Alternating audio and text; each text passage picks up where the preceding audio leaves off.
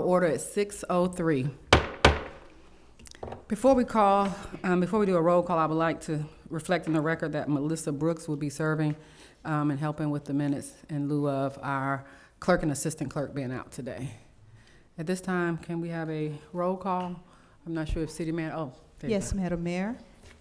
Councilwoman Santia Fox. Present. Councilwoman Tracy Messick.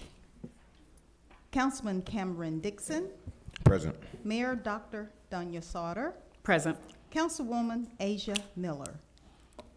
Councilwoman Chelsea Carney. Present. Councilman Alfred Dixon.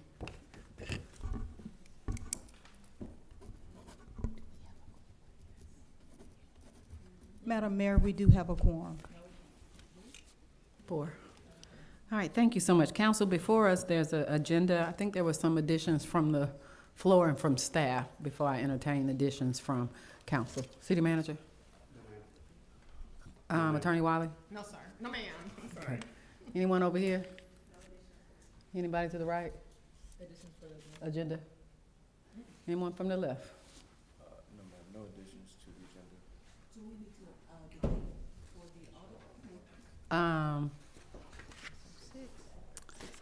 Yeah, let's add that just so we can have a discussion. Mayor. Can you repeat Let that, the please? record show Mayor Pro Tem Asia Miller attendance. Mayor, Yes, Madam Mayor. so since we're adding that item, is there anything we need to discuss in executive session regarding that item, or are we good to discuss? I asked, did anybody want to add anything? So it's right now, I don't have I was going to get to that. So we're adding just for us to collectively come up with a date for the audit visit as item J. I have is there a reason for executive session as it relates to litigation, real estate, or personnel matters? Therefore, it'd be no executive session.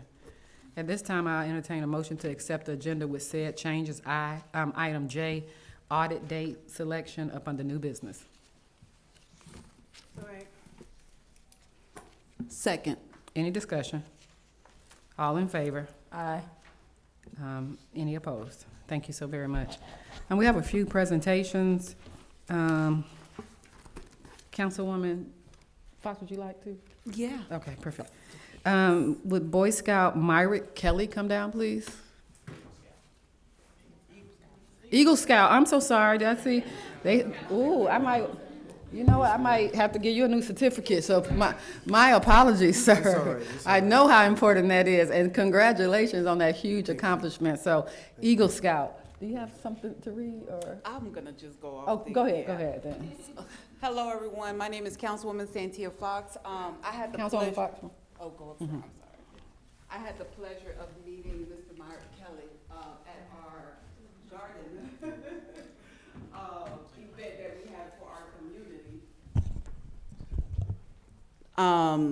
And I saw him in his Eagle Scout uniform, and of course he came and I believe it was his mom or parent dropped him off, and she was kind of giving him some instructions like parents do.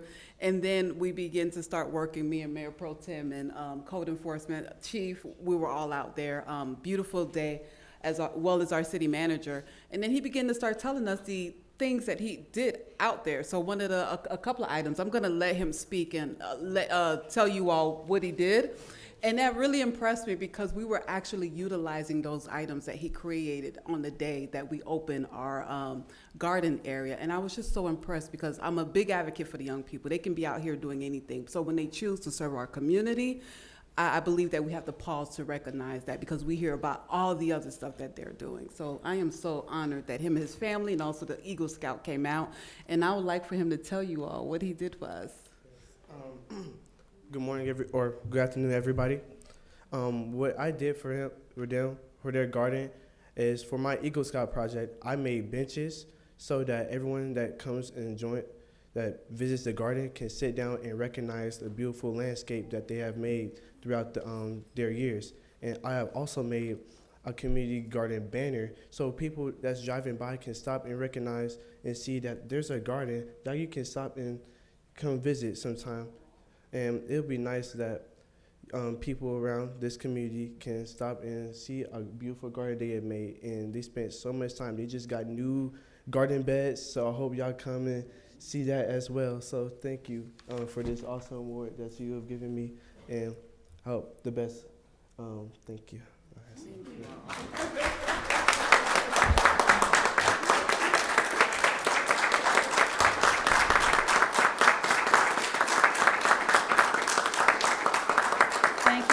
Thank you, Mr. Kelly.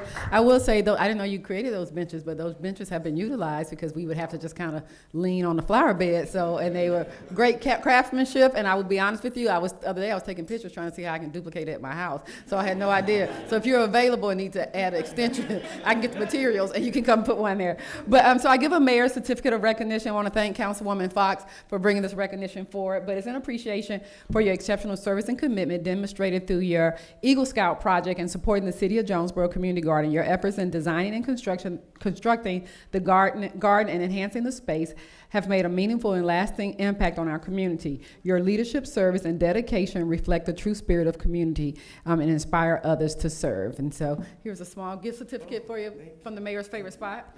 And we're going to take a picture, but I do want to change this to say Eagle Scout, and then we will make sure we get the proper edited version to you. Thank you. I don't think they can do that, so you want to scoot over this a little bit.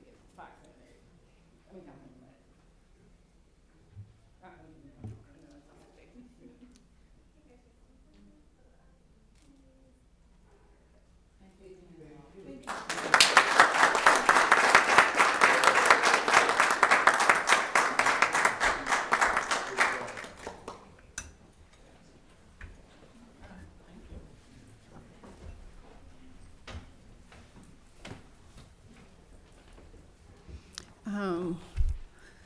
I'm going to add to item B. That was incorrect. It's for May 11th. She asked that we move it to May 11th so her family could come. Oh, yes, and Councilman Alfred Dixon wants us to table item A under. So when we old get down business. to that, we'll table it. So Okay. we'll take B off. I'm so sorry. I didn't notice that. We also have a proclamation proclaiming the 57th Annual Professional Municipal Clerks Week. That is this week through the 9th, and so we have a proclamation that we'll be presenting. Both of our clerks are out due to family emergencies and vacation, but we will acknowledge them this week. We also have a proclamation recognizing Public Service Week, which is the same week, which is our outstanding public service, and I believe that includes our police department, and does it include Public Works? Is that both of them? Public safety? Okay, I think, well, public service, so, public service is everybody, I think that's us too. Okay, whereas public it's me. Whereas, I'm thinking public safety.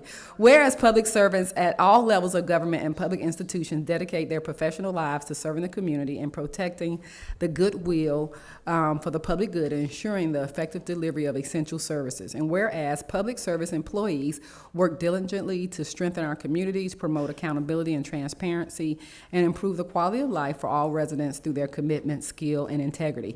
Whereas these individuals often perform their duties under challenging circumstances, demonstrating resilience, professionalism, and an unwavering dedication to the public interest.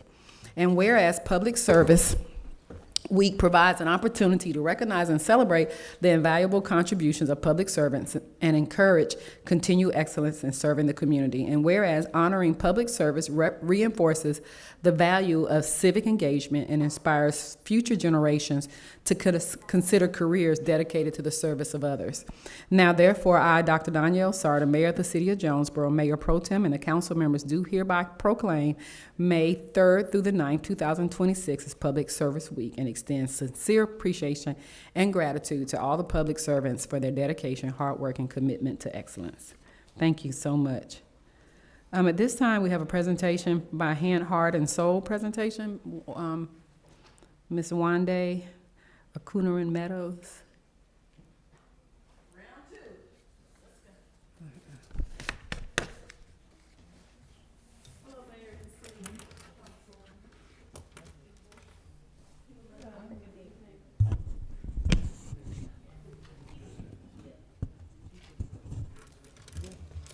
All right, thank you all for having me. My name is Wanda Kanoran Meadows, and this is LA with Hand, Heart, and Soul Project.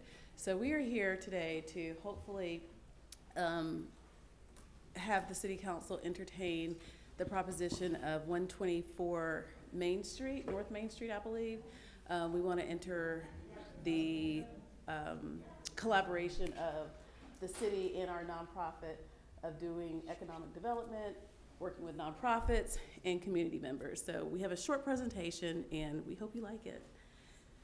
So I'm gonna work with Zany back there. So who are we? The Hand, Heart, Soul Project, we do three things. We provide children and families access to nutrient-dense foods. The second thing that we do is we develop holistic programs based on health, wellness, nutrition, and education. And the third thing that we do is we advocate on the local, state, and federal platforms to make sure that we bring historically minoritized individuals to all places where decisions are made. So it's not enough just for us to bring people to tables, but they have to be places where there's power and decisions are made. It was co-founded by my mother and myself, where we still have a family childcare program. I'm no longer there in Forest Park, but it is one of the longest running childcare programs in Forest Park, 2 separate organizations.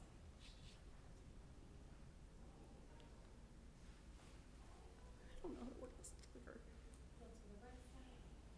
Okay, so what is the problem? In Clayton County, we know that there's a huge food access and child obesity issue.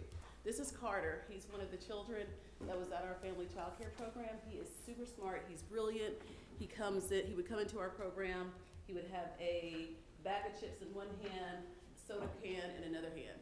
So the teachers at most early child care centers, they are amazing. They've gone to HBCUs. They can even go to Harvard. They can go to the most well-trained institutions, but they cannot compete with what these children are coming into our schools with. So if they are coming in at 7 o'clock in the morning with, sugar highs, they're gonna have challenging mornings, and that's gonna spill into their entire day. So they're gonna have friendship skill issues, behavioral issues, and it just spills into the entire day. If a child is already coming in at 7:30, and they're fighting, nobody wants to play with children that are like that.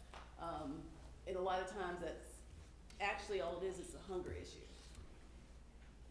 So some of the things that we do to help work with children and families, right here we started maybe 5 years ago with Your Garden. This is before you all started, or before the city of Jonesboro started revamping in phase 1 and phase 2. We had one of the first garden beds with the community gardens, and you can see a couple of pictures there. This is how we combat it. We also have about 14 different sites throughout Clayton County. We work with early child care centers, work with the parents, children, and teachers with growing food. It's really important. Most people don't know how to grow food. So when COVID hit in 2019, 2020, we were actually growing our own, literally, COVID vaccines in the backyards. We didn't have issues with people, well, I won't say that, I won't go that far and say that. But kids knew how to grow their own food and make concoctions. Growing food, right here. We are really proud to participate in the USDA's, Zany, Zany, can you help play this video? I don't know how to do this. I want to show really quick, give me 1 second. I want to show one of the partnerships that we have with our child care programs and how this manifests. It's really hard for me to put it in words, but I really believe that a 2-minute video shows one of the partnerships that we have. And we do this, like I said, in about 14 school sites.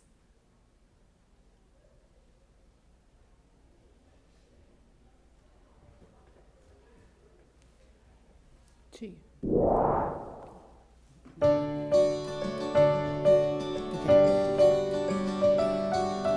The Hand, Heart, Soul Project got our Farm to Preschool grant, and here we are, 2 years later, still implementing it, doing the work, and grateful to the USDA for trusting in the community-based work that we do. CACFP stands for Farm to Child and Adult Care Food Program, and Farm to ECE is Farm to Early Care and Education. We provide nutrition education, we provide training and technical assistance, as well as support for Farm to ECE. We are USDA Farm to School grantees, and Farm to CACFP has really provided us with a framework to further support healthy eating habits and nutrition equity while providing those hands-on learning experiences that are so important for young children's development. When we first started our program here at the center and we asked the students about where their food came from, they would tell us whatever fast food restaurant they ate at the night before. So now they have learned that their food grows. Being at Little Ones Learning Center has impacted my family with learning different things such as the garden and new vegetables and different activities that you can incorporate your young children in. So when we have things like kale for sale or shiitake mushrooms, that's something new to them. Being a food expert, I'm able to give them different recipes. I'm able to just introduce new ideas to families, and it just makes me happy every day. Broccoli, look.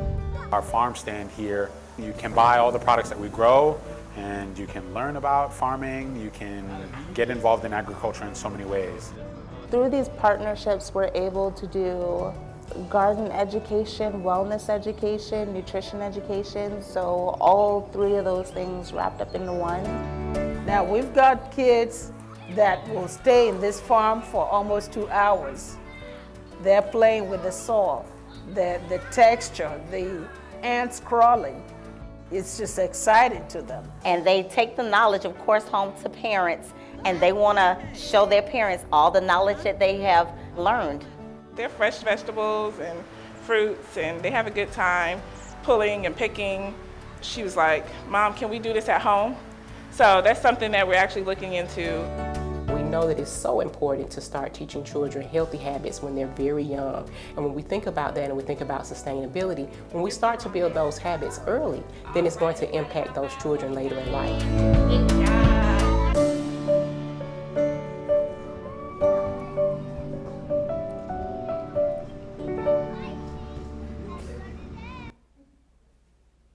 So this is just a small sample of the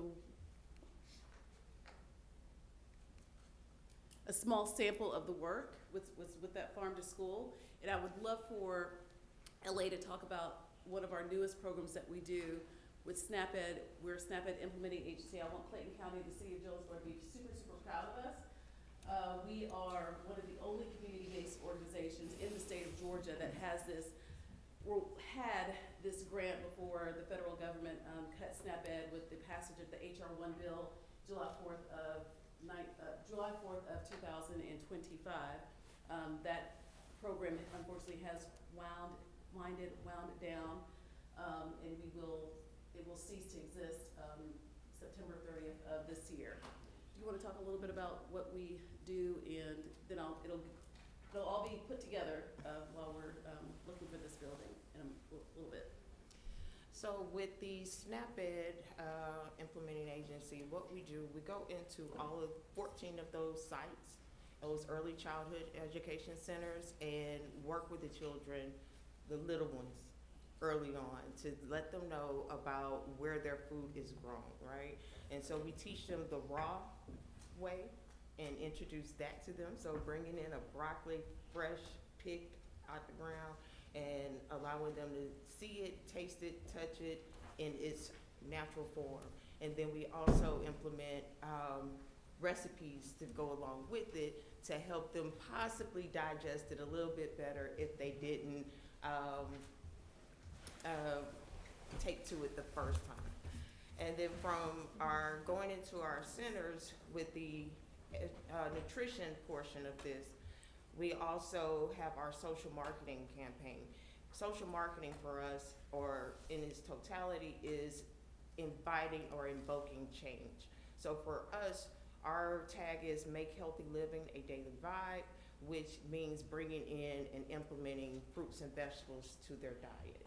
So we strongly focus on more of the vegetable side, but it all encompasses all of the all of the produce that we have. But this has been a phenomenal program. I've seen little faces light up from the first time that, and they introduced me to it as well with a couple of the vegetables. And I was happy to try it with them. So you're never too old, I guess, to try something new. But it also allows us to step into the school-age programming and also allows us to step into our senior programming. The senior programming I will touch on a little bit, but I've had so many seniors talk to me and say that I've cooked it one way all my life, and now you guys have shown me a better way to cook it, and they're loving it. So, but it's a great program, and Yes. I'm excited for it. Yeah, and it extends to what we've done with the City of Jonesboro with the gardening program. We did some of the work with you. Maria actually helped us book some classes last year, some of the series that we did when I got lots of paperwork from you. So we did a series of programming with the City of Jonesboro. Gardening programming, we've done seed swaps, we've just done a lot of things that extend. So SNAP Ed is a component of SNAP that was cut also, and it's the educational portion of SNAP. Also, Community Champions is part of the SNAP program. We do plan on continuing it even after the funding is eliminated. The Community Champions is the advocacy portion of our work, and we hope to partner with the City of Jonesboro and other agencies and municipalities to continue this. We know that there is a lot of apathy throughout, where residents don't feel that they always have a voice. So how can we work with the City of Jonesboro and other people to have a way for them to engage and have a voice? It's through our Community Champions that is developing.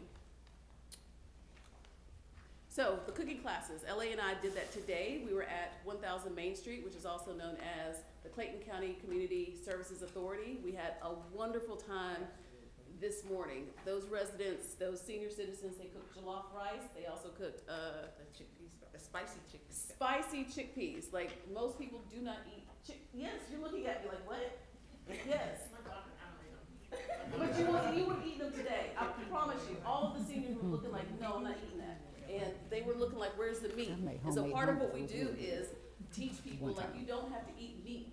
Like chickpeas, protein, like in the traditional sense, think about the pyramid. Meat should be at the very, very top of the pyramid, meaning eat as less meat as you can. You want to form fruits and vegetables at the bottom of your pyramid. So if we could change the way that we think about how we eat, like our whole dietary system, the whole way we look at life and health would change. We are much more vibrant, more energized when we eat fruits and vegetables and put that at the base. And so that's what we're trying to do, and start with our earliest learners and stop having these sugar rushes and meat rushes and thinking that we have to decorate our plates with so much meat. We are not the food police. If I want to eat Doritos today, I'm gonna get me a bag of Doritos at Chick-fil-A.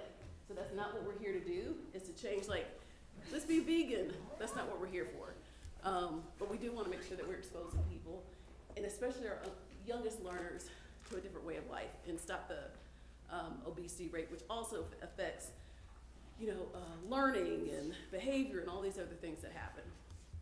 And we've had a really great success rate with our older citizens. These are just some innovations. We also partner with United Way for learning spaces. We do that at Josie's Place down there in Forest Park, which is a language and literacy based program which focuses on 0 to 3-year-olds every Friday. We're so proud to be partnering to have received funding from the federal government for our Unity Farm Stand and Market. We're doing pilot studies throughout the county right now. We're partnering with, we have partnered with the City of Forest Park to get resident feedback, and that's one of the things that we're really proud of. We're not just putting what does Wande think, or what does LA think? Like, we gonna do this.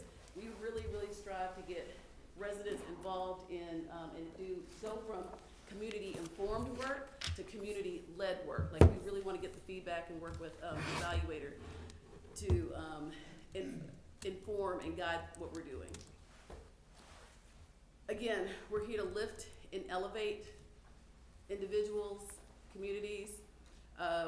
Honorable Stovall has been really instrumental in our work and guiding some of the policies that we do. We've worked with, the middle picture is, we worked with a resident in the blue hair from Hawkinsville, Georgia, 2 hours away. We invested funding, and also we flew her up to Washington, D.C. about 2 months ago. She went to Capitol Hill with us and spoke with legislators from 5 different offices. And to see the way that she spoke and was able to speak to individuals from Ossoff's office, Scott's office, just different people about the needs that she was passionate about. We want to bring that same kind of programming here, and really have people feel that they are heard. And it's not performative. This is very real. The lady that's on the left, she's with the Georgia Budget and Policy Institute, and we worked with her on these campaigns. And so this is real. We want people that are affected by SNAP, affected by these policies that are cut, because a lot of times we know people that are making these decisions aren't affected by them. And so how do we make sure that we're bringing people that are affected by these policies to these rooms? I'm not gonna go through all of these, but if we were to be able to get this community space, we would request from one of our funding partners these beautiful garden beds right here for the city of Jonesboro, if this is something that they were interested in. It has not been confirmed, but these garden beds, they don't rot. They're amazing. They're aesthetically beautiful. Captain Cato would not have to keep using his muscles to replace them. Chief. But they're amazing. Again, programming could be done at this shared space.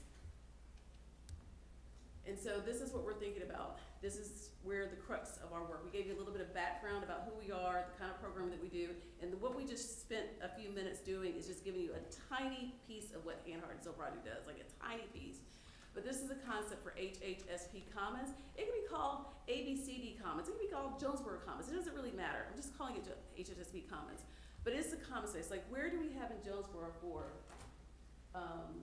nonprofits to gather, for community members to gather, some kind of shared space so that we're all working together, a common space. And so our proposition to you, councilmen and councilwomen and persons and mayor, is a shared place for us to work together, and Hanhart and Soul Project would be the conveners with other people to steward this place. So I really want us to think about the word stewardship. What does stewardship mean? Like, we're not trying to be the leaders, we're not trying to be we own the place, but we want to steward goodwill, steward good energy into this space.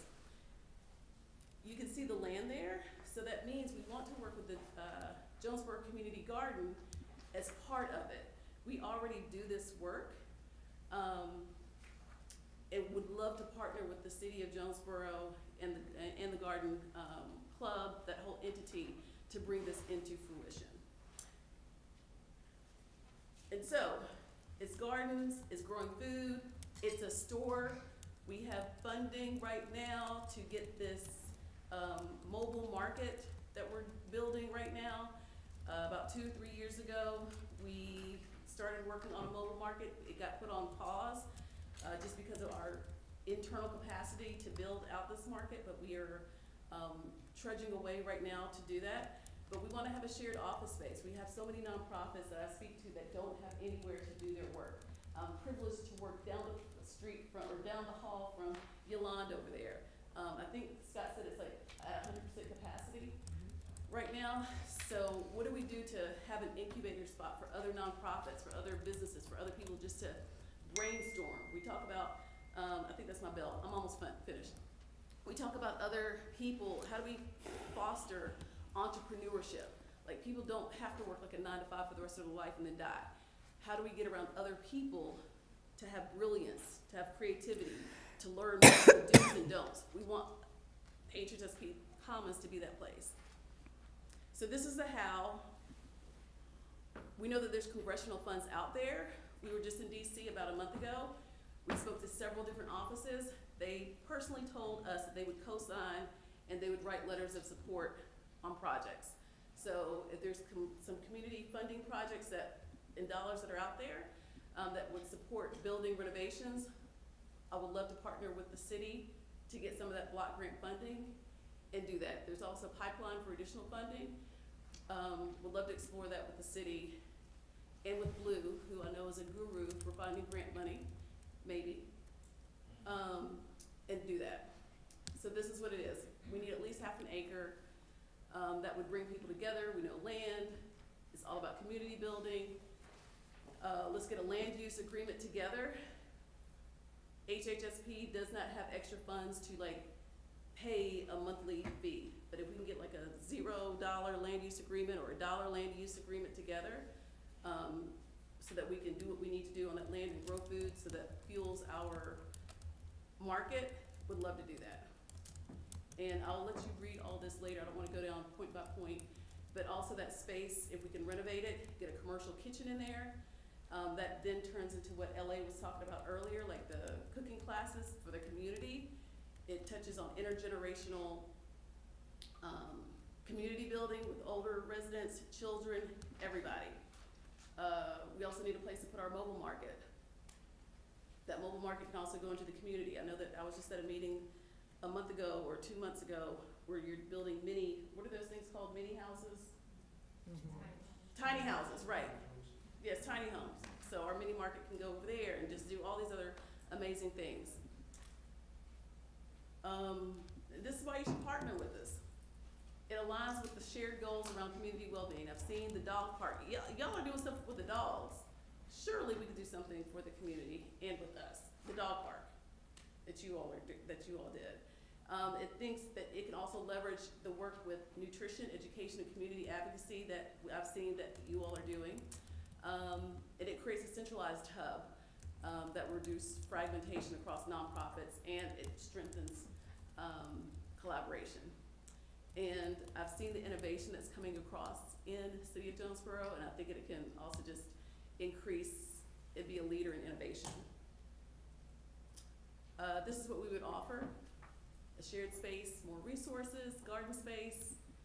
I've talked about the community kitchen, and most of all, this is really important for who and what Hand, Heart, and Soul Project is. We're not interested in competing. Like, we don't do that whole competition model and crabs in a barrel. Like, that's not who we're about. But everybody is welcome, and we want to be a true hub where it's, people say it, like we want to demonstrate it and put it into practice.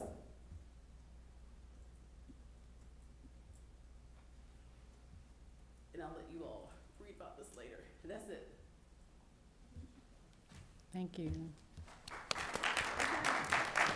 Are there any questions?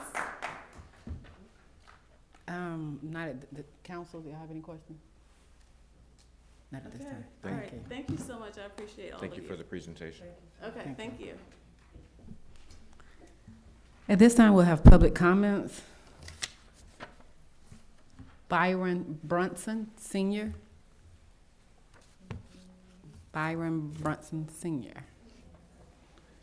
Mr. Van Dyke.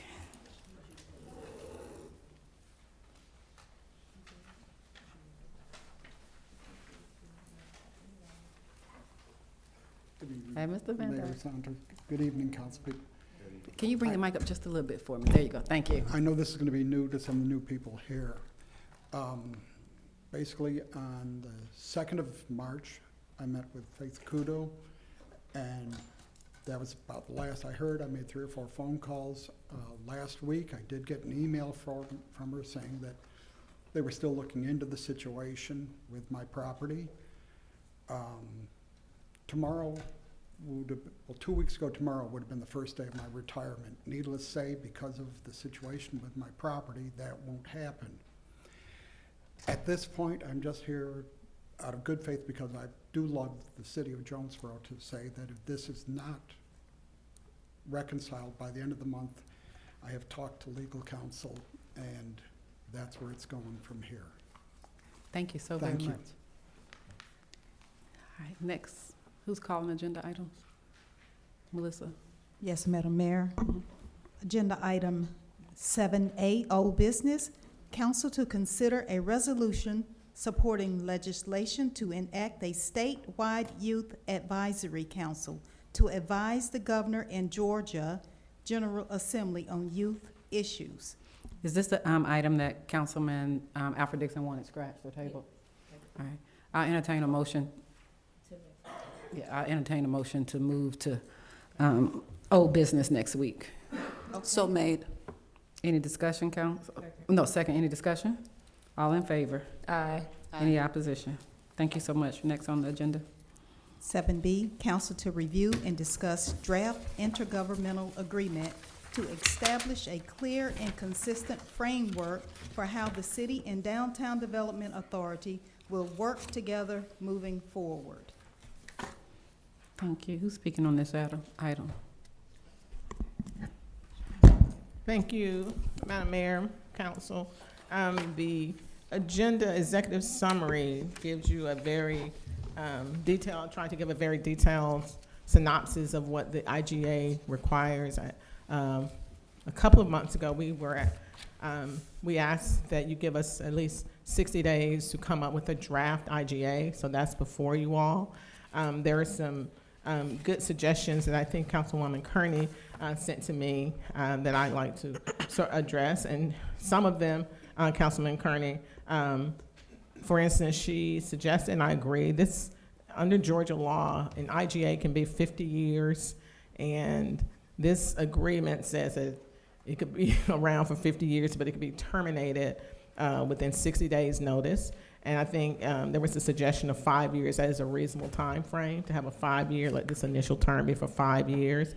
Either party could move to terminate it within 60 days advance notice, but that termination would not impair any obligations that may have already been established for specific projects.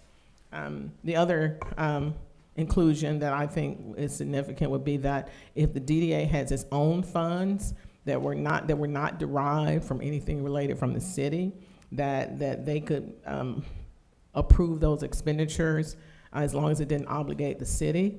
The city, as proposed, would be the administrator of those funds and keep the funds, since the DDA is a component unit of the city and is included in the city's audits. And so all of the money should run through the city so that there can be a proper accounting. At this time, the DDA is not set up to have its own audit. It is a component unit of the city.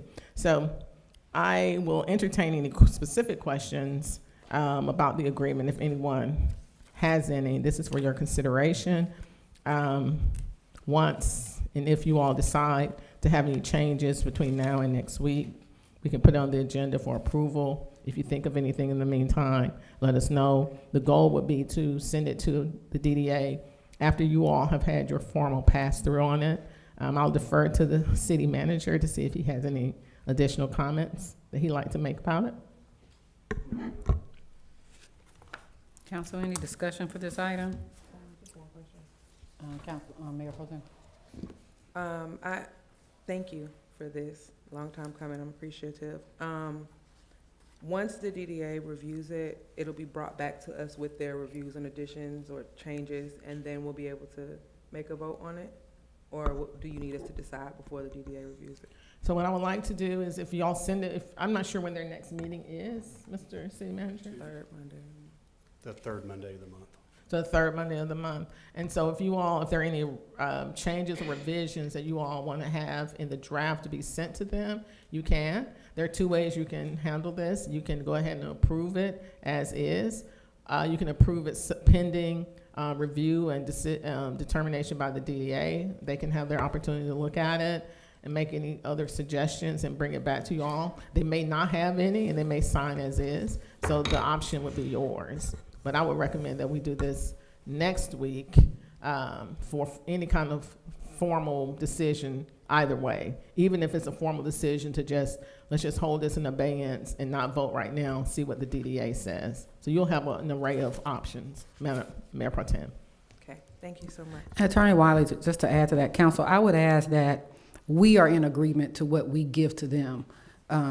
So if there are any additions that we need, then we need to vote on that next week. So I would love for us to be on a consensus as to what we give them. That doesn't mean that it's permanent, but that just means that we're all on the same page for the initial draft that we give to them.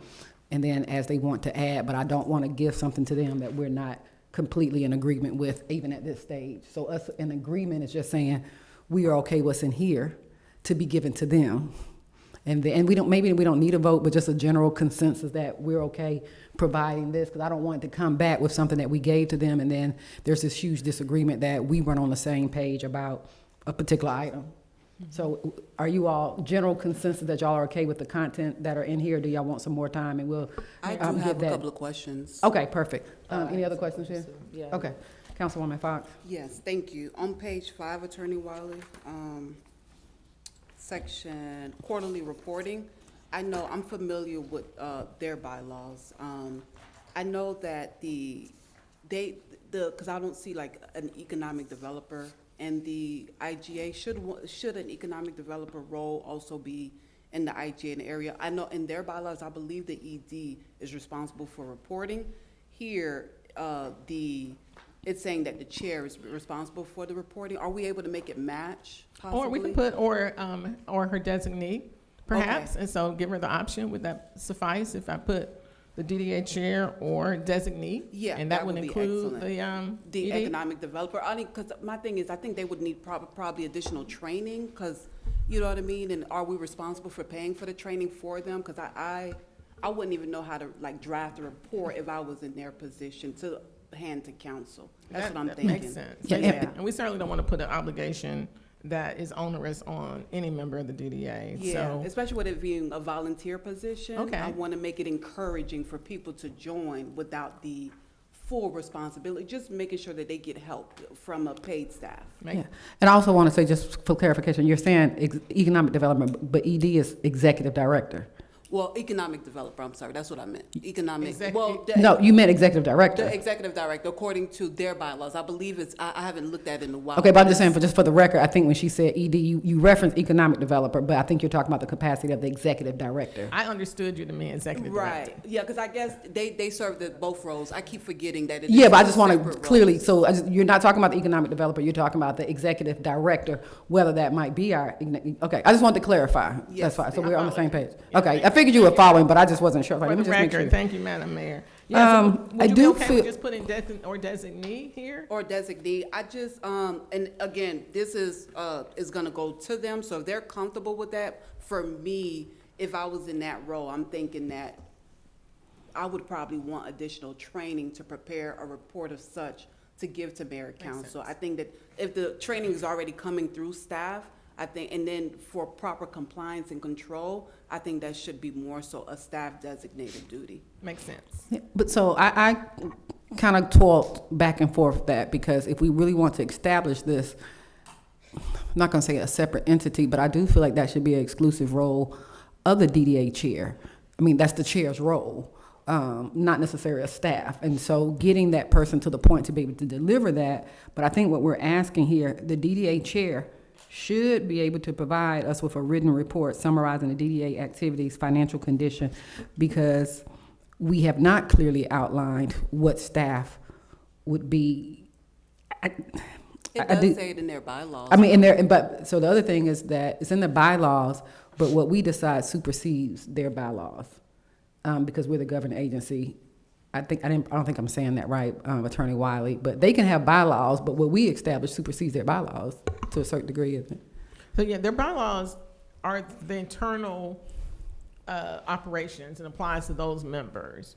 And so this body and this contract is separate from the bylaws, the obligation. And so how they, for instance, Councilwoman Fox, if they wanted to come back and change it to the DD, I don't know, they can, that's for their internal operations and not for how the city addresses them, if that makes sense.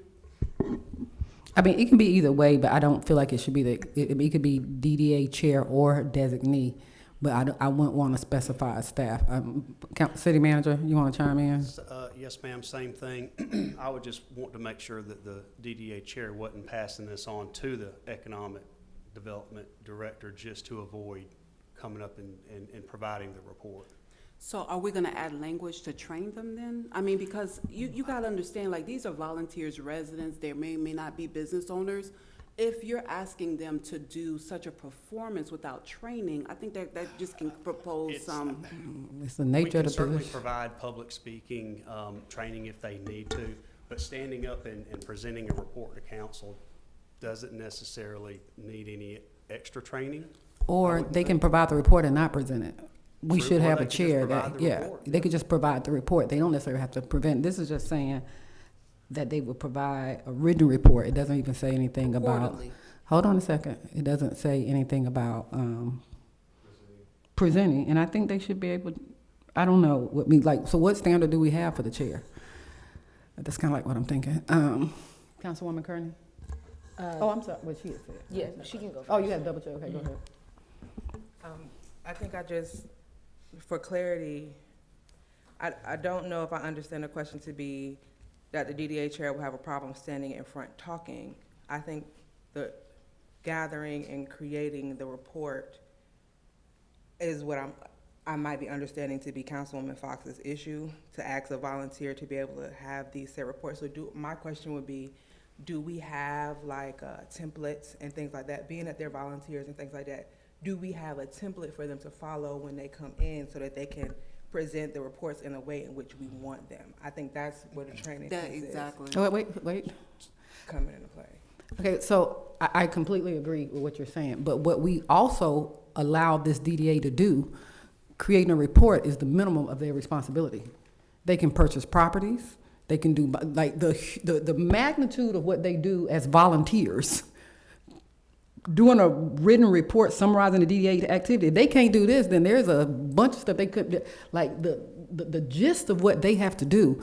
Am I correct? I mean, they can buy properties, they maintain properties, they have a budget, they do all of that. So I just feel like asking the chair to do this with support and training, we're not gonna say do it, you know, they'll work closely with the city manager, is the least of what we can ask as volunteers, because they got a whole lot in their hand as volunteers. And we can Councilwoman develop Kearney. the I report. wanted to say. I'm sorry, excuse me, Councilman.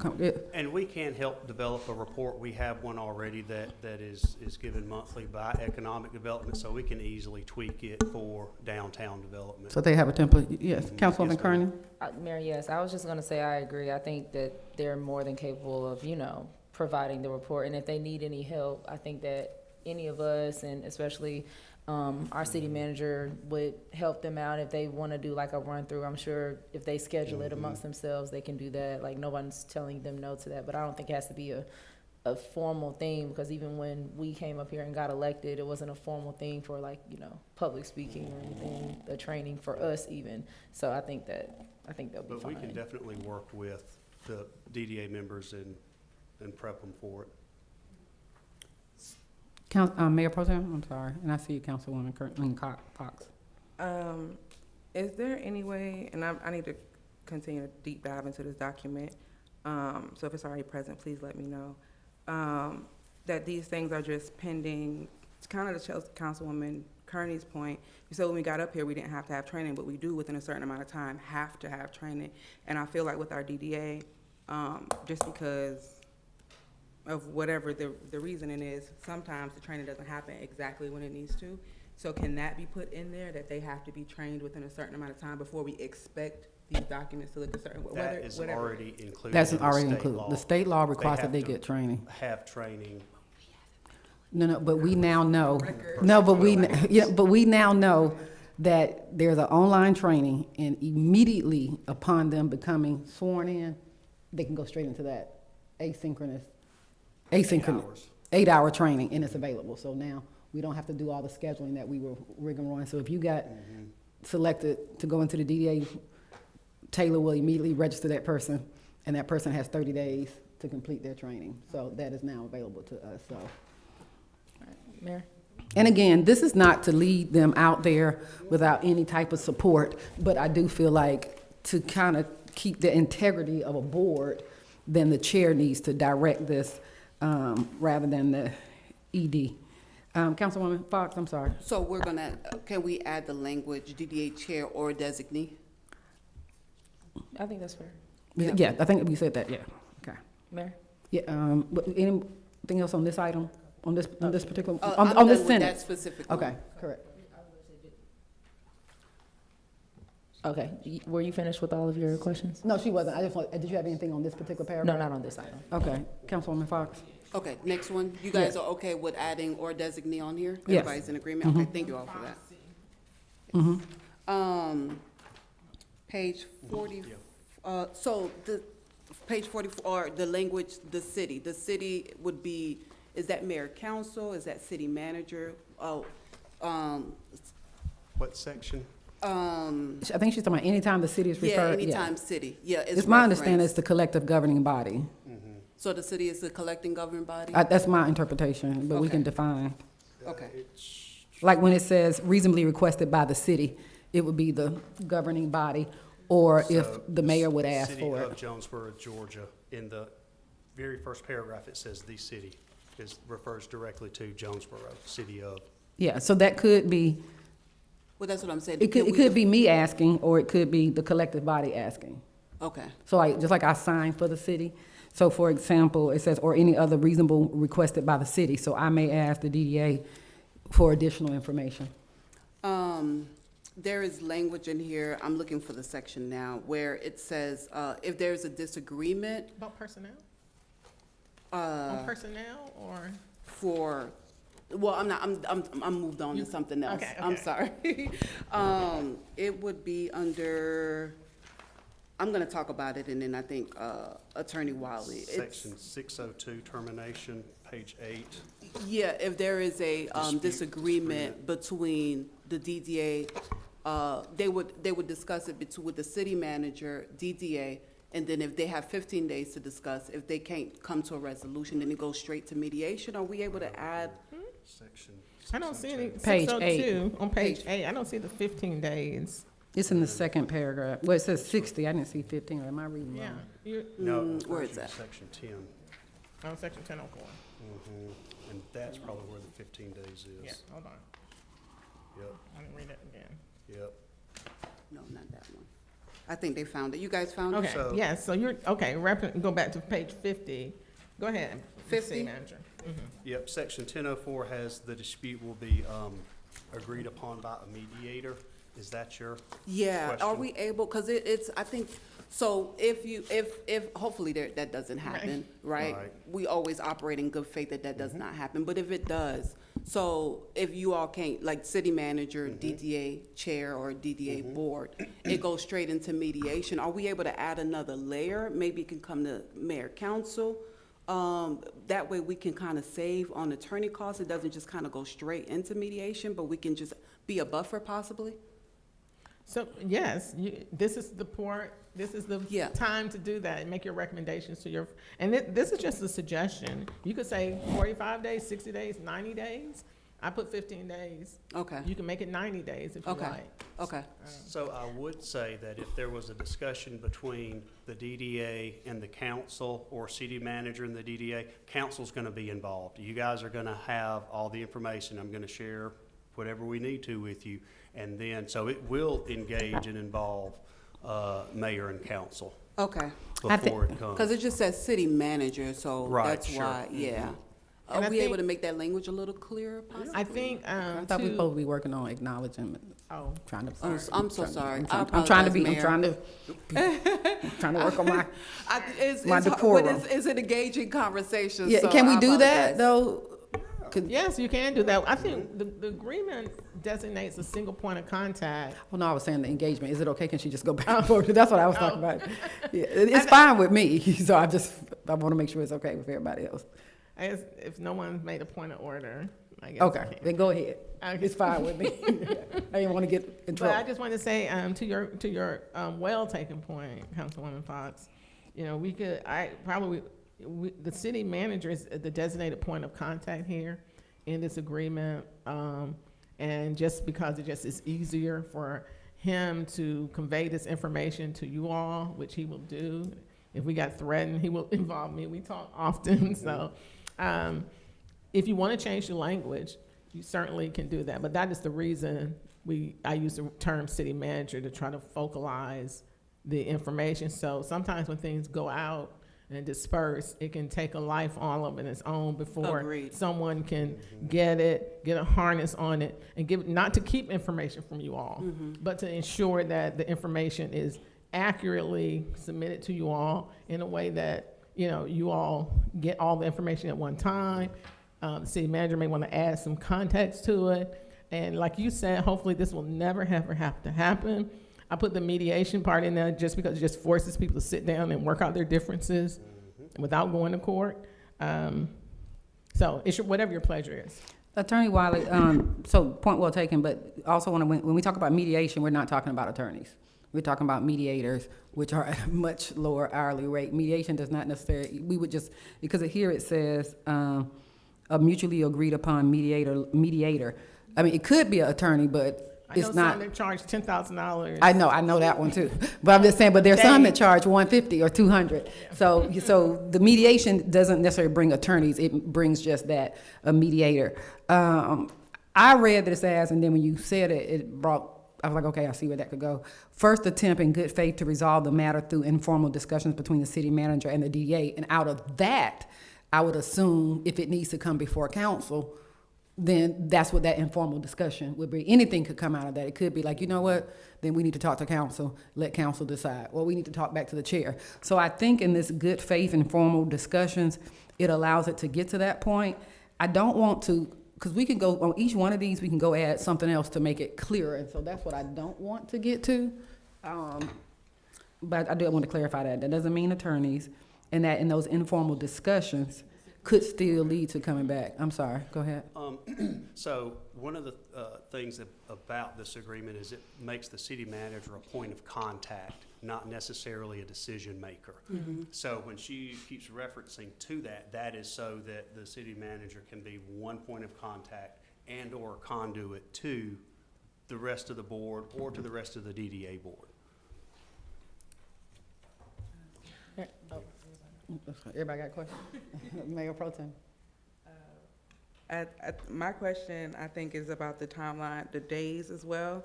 And I think my only point to that is if it's something that needs to be brought before council, not saying that everything does, but if like whatever will resolve the dispute is something that we need to vote on to approve, does that leave us in a wonky space if it happens outside of our regular scheduled council meetings? You know what I mean? Like if 15 days isn't enough, if it happens on the 11th and we need to vote, I don't want it to seem like the city's not doing their part, we just haven't convened again. So should we adjust the date, the time? We can switch the shall to may so that that gives us a little bit more flexibility. Maybe change it 30 days, so we at least have a full cycle to meet again.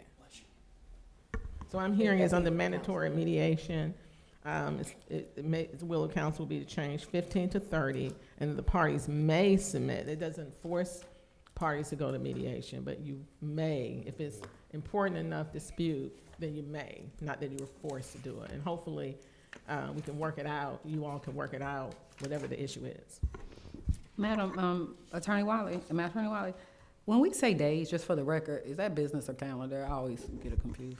Unless otherwise specified, it will be calendar days. Okay. So if you want business days, It that needs would to be turn out to specified. about 45 probably. Okay, no, that's fine, but I'm just saying, when we see days, contractually, it typically means calendar. Calendar unless business days, Okay, unless perfect. it's specified. I get them all, I always get it backwards, that it means business unless, okay, so we're good. Additional? Yes. Mary. Councilwoman Fox, do you have any other points before I start mine? I just want to make sure. Not on this particular one. I think we're covered. So if there is a dispute, I'm sorry, Mayor, I did not be acknowledged. I apologize. No, that's, it's harder for me than it is for y'all, because I'll be like, just go ahead. Okay, do you mind just I on will a second? pause so that I can be acknowledged. I'm sorry. Yes. She asked me a direct question, so. I know, that's what I said, it's so hard for me.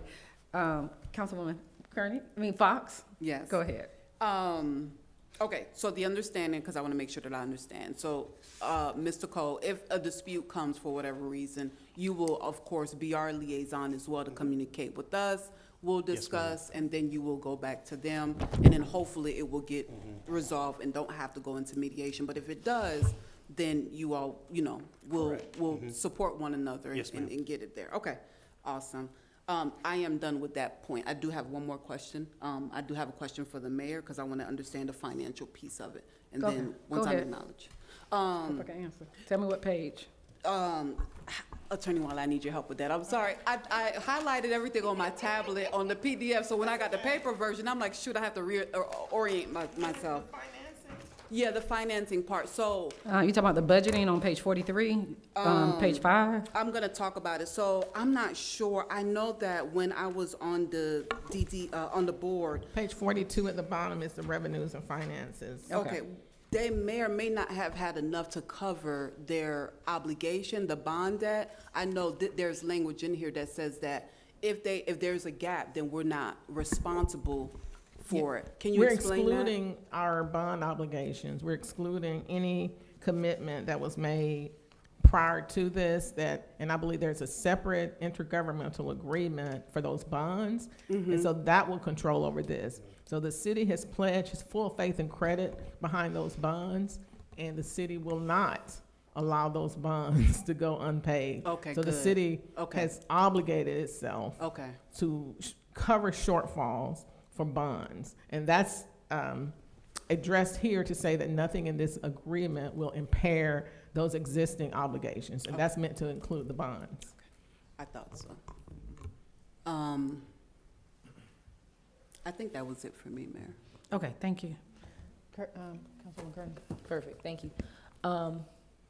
Attorney Wiley, thank you so much for taking in all my questions and notes and everything. I did want to know, just for my own, learning, is there anything that you, I guess, didn't agree with? Because if not, I'm just going to assume that everything else is going to be there for next week. Not necessarily didn't agree with per se, but I felt that was not necessary and was superfluous. A lot of it was stylistic recommendations that, I think was covered elsewhere and it's all in the stylistic. So the two things I do think are worth changing though, that's more formal than stylistic, is to change on page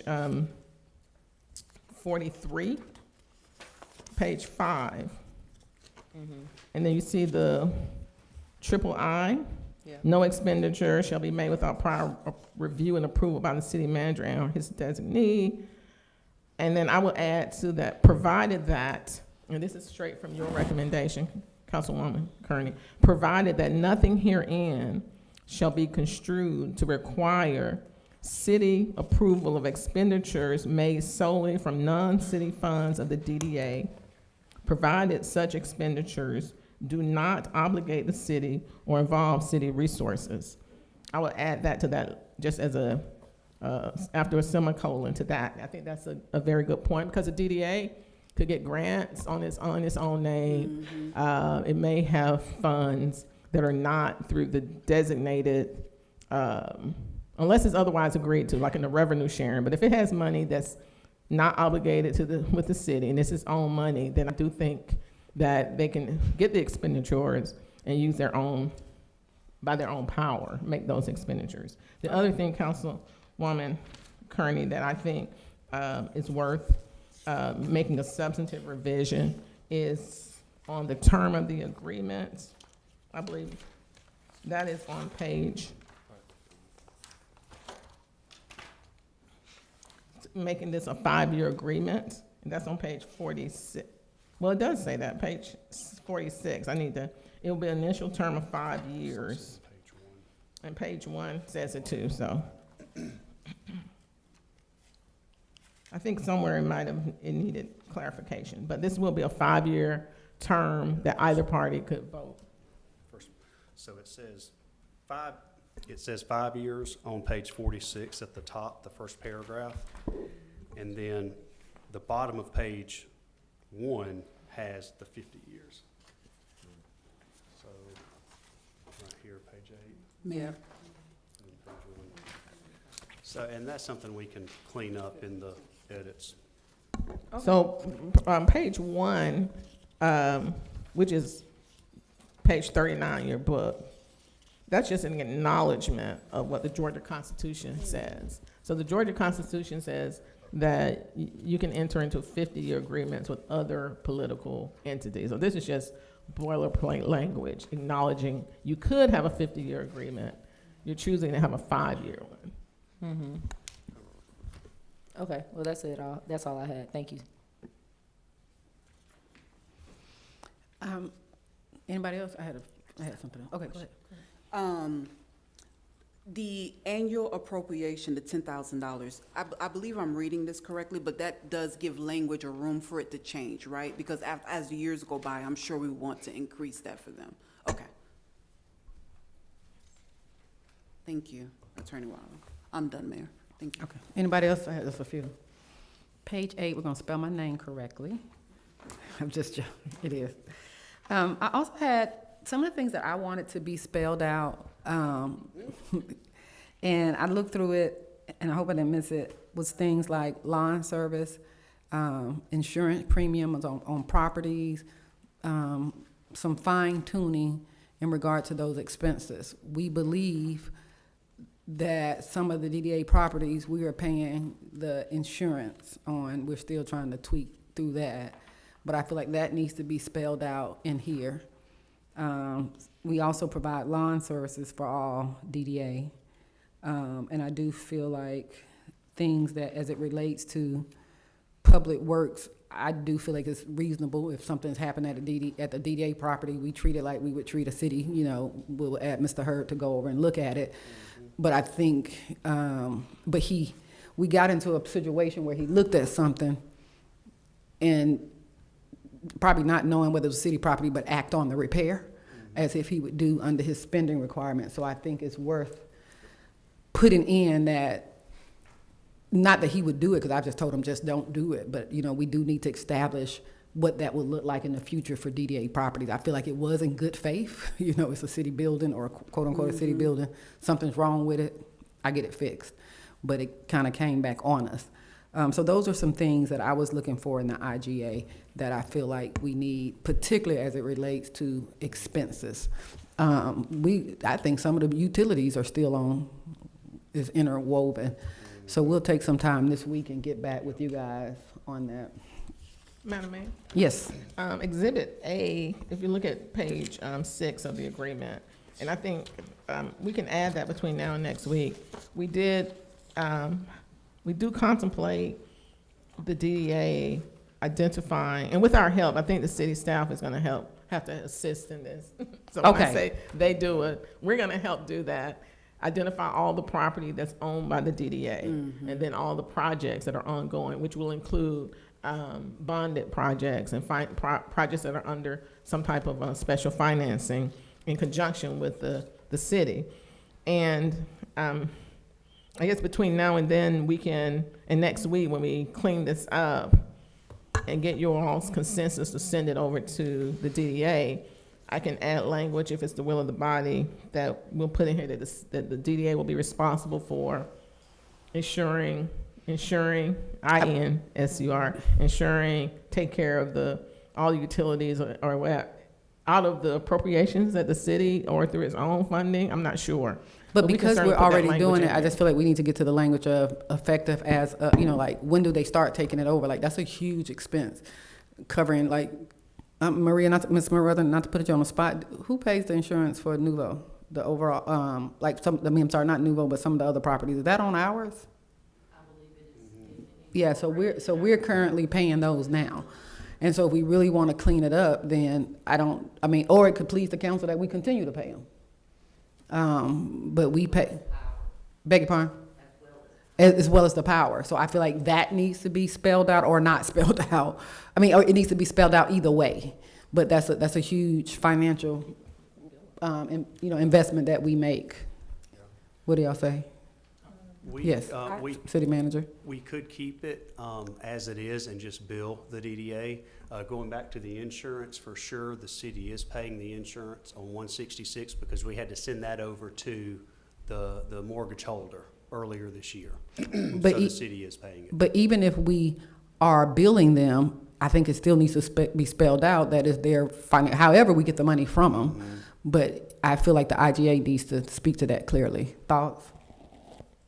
Councilwoman Kearney? Yes, I agree. I think my thoughts is, I know they need to maintain it, their own insurance coverage. I guess we just need to talk about if we do want them to pay for it, if we want to pay for it. I don't know.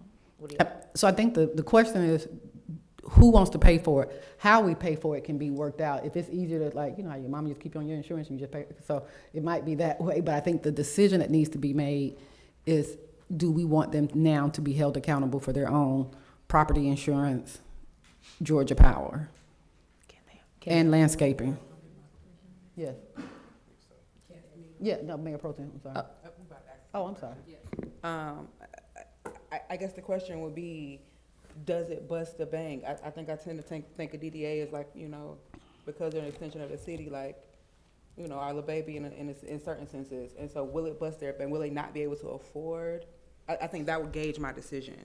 Are we setting them up knowing that they're not, you know, making the money that they need? Are we setting them up for some type of a blowback or forcing them to renegotiate with businesses that are going to cause a negative impact in the city because they're going to want to leave because they're pressed out and they don't have money? Do other cities in kind certain things? Like, okay, well, y'all pay y'all insurance, but we'll keep cutting your grass. Like, how does this typically work? So this agreement was at the request of the DDA. So if you're right, all that does come to ask if, you know, if they're requesting this document, then do they want to? I mean, if they're requesting the document, then I would assume the answer is yes, but your point as to where the money's coming from is very applicable because the income that comes in is going right back out. Mm-hmm. So I know you guys are going to take this back to the DDA. When you go back and have the conversations with the help of staff to identify all of the things that they're paying, that they'll be responsible for paying, then will it be a conversation with mayor and city manager or whomever to discuss or provide options of things that we can in-kind for them? Because we absolutely can. Yes, Okay. ma'am. So I think the easiest, I would be okay with in-kinding of the lawn services. I don't think that's a problem, because we've been doing it. I think they take their landscaping contract, they take care of, am I correct? The landscaping at Nuvo, who pays for that?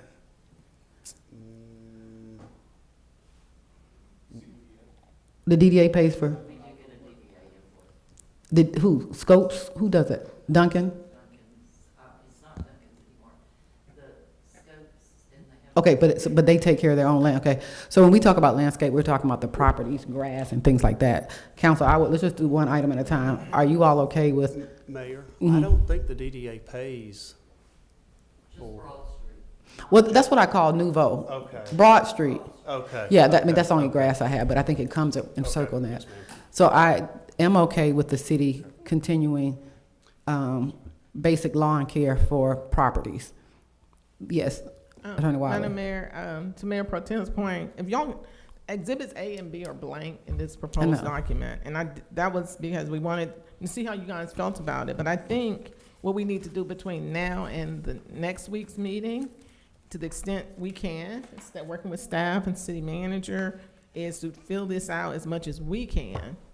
So that y'all, because right now, you don't even have a concept of what those costs are, what the properties are. Exactly. So why don't you task, us to fill exhibits A and B, and then you can be in the more informative decision on sending this forward to the DDA by the time of its meeting. Because I just have, other than Nuvo, I don't know anything else that would go on exhibit A, their own real property. I'm sure they own more than just that I building. think city manager has that list, so we can do that, and then from there, I don't know if the policy can be, if we can get a quote on the policy for the ones, but we can look and see what's covered. Mayor. Can I, I see it, 1 second. Can I ask you a question? If we were to entertain a certain aspect of this through an exhibit for a period of time without changing the whole IGA, so for example, we say, for the next 3 years, the city will pay for, I don't know, property insurance. But then when the DDA starts making a whole lot of money, then they're responsible for their own. So without redoing a whole IGA, are there exhibits that can have a review date? You can always do an addendum. Okay. If in a specific portion of this agreement needs to be changed, that would be if the DDA became completely self-sufficient, which means it's doing wonderful things for the city of Jonesboro, that would be good for them, good for the citizens, good for this body. Then we will have a lot of more things to change, I think, in this. So it might warrant a different IGA or just a revision. Okay. Just a thought. Councilwoman Fox. I agree. I definitely agree with the mayor. I think everything should be spelled out. And I do know for a fact they're not, unless something has changed. DDA is not really bringing in any like major income. They have a property that's vacant that they're paying a mortgage on. They also, with the Nouveau property, responsible for certain items. So that's kind of like, you know, it's the profit is just not there for them. I think once they get, maybe we can kind of create what a step ladder type agreement where once they get to a certain place after X amount of years and we really spell that out, then they can take on a lot of their other responsibilities once they start bringing in income. Because honestly, right now they're just chipping at what they already have in their bank account because they're not bringing in any income right now. However, they do have expenses like mortgages that they are paying. So it's just a matter of time. If you do the math, they're just going to deplete the bank account if they don't find new sources of revenue.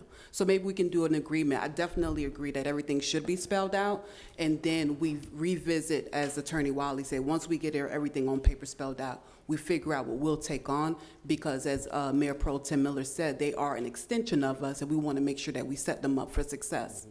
Mayor, I like to say component units of the city government. Councilwoman Kearney. I wanted to ask if anybody knows if other cities' DDAs, if like specific to, I guess, Clayton County, like Lovejoy, College Park, who pays for their insurance? Do y'all know? I can only imagine. I'm speculating. I know you can probably speak to College Park, but they all look very different because some have property, some don't. Some have URA. So it would. I don't even think that's a good rule of thumb to see what they have, because they all just have. It varies.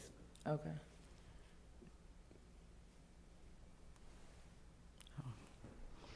All right, any other discussion? All right, thank you all, council, appreciate that. Next.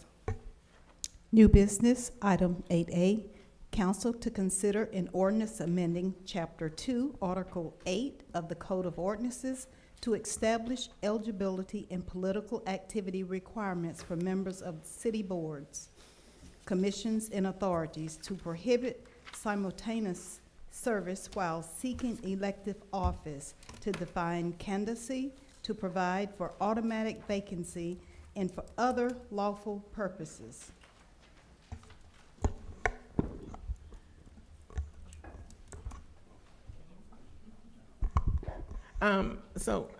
This was done at the, Councilwoman Kearney requested that we put something together to fill this gap. This is common throughout jurisdictions, that when you have individuals who are serving on appointed boards and commissions and authorities, you do want those individuals to be apolitical. And when you're running for office, any kind of elective office, whether you intend to, for it to be, your actions to be perceived as campaign or not, that's going to be the reasonable perception, I think. And so what this does is a resign to run, that if you are on an appointed board, commission, or authority appointed by this body or as provided for in the charter, if you make the decision to run for elective office through any of the official means that's described in the ordinance, then your seat will be automatically vacated and there will be a vacancy. So this just keeps our appointed boards apolitical. It removes any appearance of commingling of the intentions, and I think it's an overall positive thing for the city to adopt. Any questions? Are we adopting individually or wholeheartedly? I mean, or, okay. Councilwoman Kearney. So I'm very adamant about, I think we should pass this ordinance, not to say tonight, but hopefully next week. This is something that is very normal in other cities. I know the city of Atlanta has this. They had some council people the last election who had to vacate seats on the MARTA board, on their different development authorities as well. And I just think it's something that we need to adopt. I know there are some state statutes when it comes to things like this, if you're running for a political office but you're on a board, but I think this is something we just have to adopt at our city, municipality level. So, thank you. Any other discussion? Can this go to consent agenda? Yeah, Councilwoman, Mayor Pro Tem. I just had, I'm for the adoption of it, more or less. I just had a bit of clarity question I need some clarity on. So I see on page 57, D, vacancy, appointed member shall be deemed vacant by operation of law, right? Okay, so your seat is vacated. So then, I guess to me, it seems like E is unnecessary, because if my seat is vacated, then what are you prohibiting me doing while I'm serving if I'm no longer serving? Does that make sense? It does. Okay. Yes, ma'am. The prohibition in E is for before they qualify as a candidate. That's saying, so while they're on the board, they can't be talking about or taking a position on a specific political aspect. Okay. Okay, and then I think with that, thank you for that. That clarifies that. I appreciate that. What, can I interject on that real quick? I'm sorry. Mayor? Yes. I just wanted to add something to clarify for what you said. I do think you're right, and I think we need to add a confirmation step in there, and I can email this to you. But if we can add that the city clerk shall document and certify the vacancy, such certification shall be entered into the official record, I think that'll also maybe help clarify your point. I don't know if we're on the right track with that, but. Well, no, I think the point that she was saying, that refers, the item E, prohibition, is if I remain on the board, I'm not running. Oh, okay. Yeah, so she wasn't referring to D, she was referring to E? For E, yeah. Okay, I'm sorry, my apologies. That what you were It's referring okay. to? I was trying to see why E was relevant if D was present, but I understand. So for example, if I'm on a board but I can't qualify till August, then I need not use my position on the board for political gain. I understand that clarity. Or if you're not running for office at all, you can't use your authority of the office to influence or advance a political campaign. So it might be a friend that's running. So you seem to say you're not running for office, but you can't do anything to promote something that might be related to a commissioner's race. In your the same official area. capacity. In your official capacity. So it's also given some teeth to, even if you're not running and you're on the board, you can't do any political persuasion, you know. In your official capacity. In your official, I use wanna make clear non-public that you still have information your- obtained. So for example, you can't, if I'm on the board, I'm not running for office, I can't take our business list from the DDA and start campaigning from, and hand it off to a candidate to allow them to start campaigning. Okay. So because there are some activities that you can do on the board that are political, whether you're running for office or not, and we've seen that. So I think that's what this is speaking to. Okay, thank you. And then I think my next, if I may, part in the M part E, I understand, I guess, how we're supposed to provide consequences as far as enforcement with the ethics violation, but some of it just seems a little ambiguous. I can see how you can clearly advance your political campaign, but I can also see how some things, people could say, that's not what I was doing, right? And so then how do we enforce, what does that look like? So that would follow the regular ethics policy and procedure, and so it would come before the board as an ethics violation to be decided here, not anywhere outside of the city. It would be this group. Okay. Sorry, And Mayor? then, My bad. I think we should reference the ethics policy in there. I think we should add that.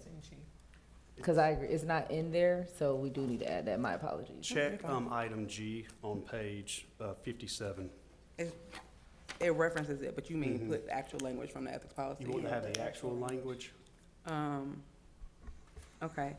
And then I guess my last question is for those people, they're able to just, as far as the city boards, because I know we can't control anything else, but they're able to just get their seats back if they don't win the election? Like, what does that As soon look as they like? qualify, it's vacant, and then it comes back to the board to fill the vacancy. And I think some of your, I think you're asking, would they be eligible for reappointment? And I think the ethics, we just looked at the ethics ordinance. I'm not sure if there's a cooling off period. That's a good question. Do you want to have a cooling off period, or do you want them to be eligible, retain their eligibility? They lose at the November election, right? And their seat is vacated, and council has not filled that vacancy. Then could that person be eligible for reappointment the following January?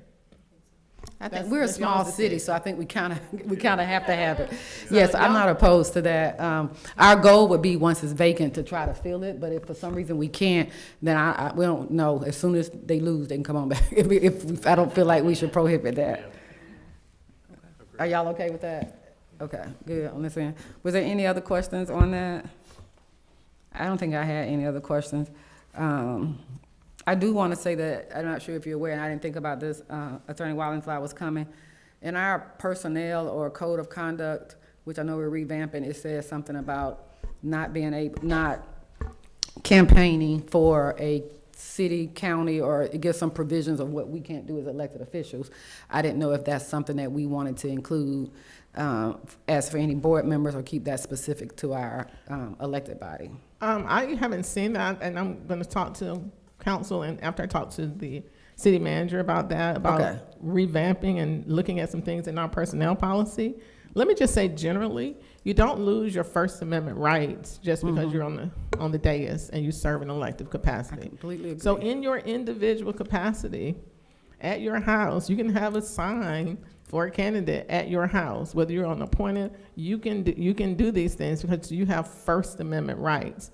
The only thing that we are limiting here by this ordinance, and I hope, and that applies to city employees, they can exercise their First Amendment rights. You just can't do it while they're working or using the city computers or phones or things of that nature. But you don't lose your First Amendment rights just because you decide to serve the public in a public capacity.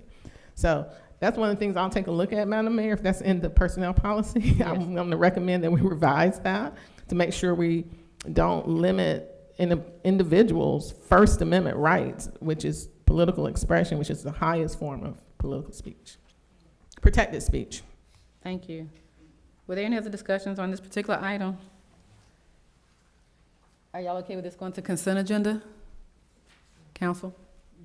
Yes, so we'll move that to consent agenda. Next on the agenda.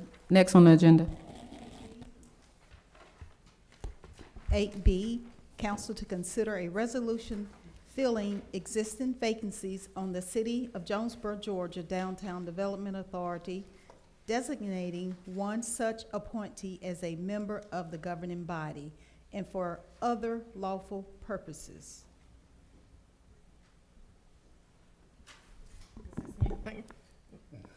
Mr. City Manager, go ahead. Thank you, Attorney Wiley. So, yes, this speaks about the openings that we have, the three seats that we have available on the DDA board, the vacancies, and it speaks to the qualifications of the council, of the members, and then on the second page has the appointees, 1, 2, and 3 on here as well. And Madam Mayor, if I may? Yes, please. Excuse the time, under your executive's agenda, it should be 3 vacancies, not 2.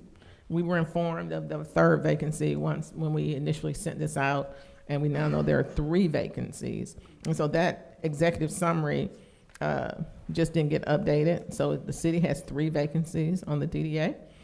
And one of the interesting things I learned about the DDA is that when they're 4-year terms by Georgia law, and if someone serves 2 years on that term, and they vacate for whatever reason, resign, the appointed replacement gets an entirely new 4-year term. A lot of times you'll see where the replacement only serves to fill the unexpired term of that person who vacated the office. Not so with the DDA.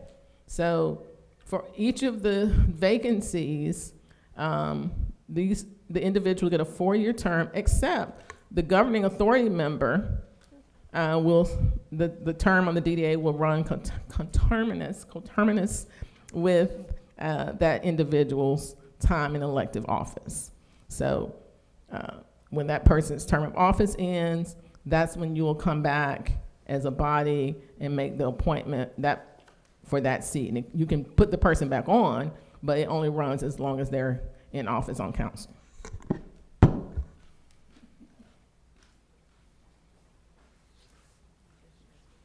Oh, I'm so sorry, y'all, thank you.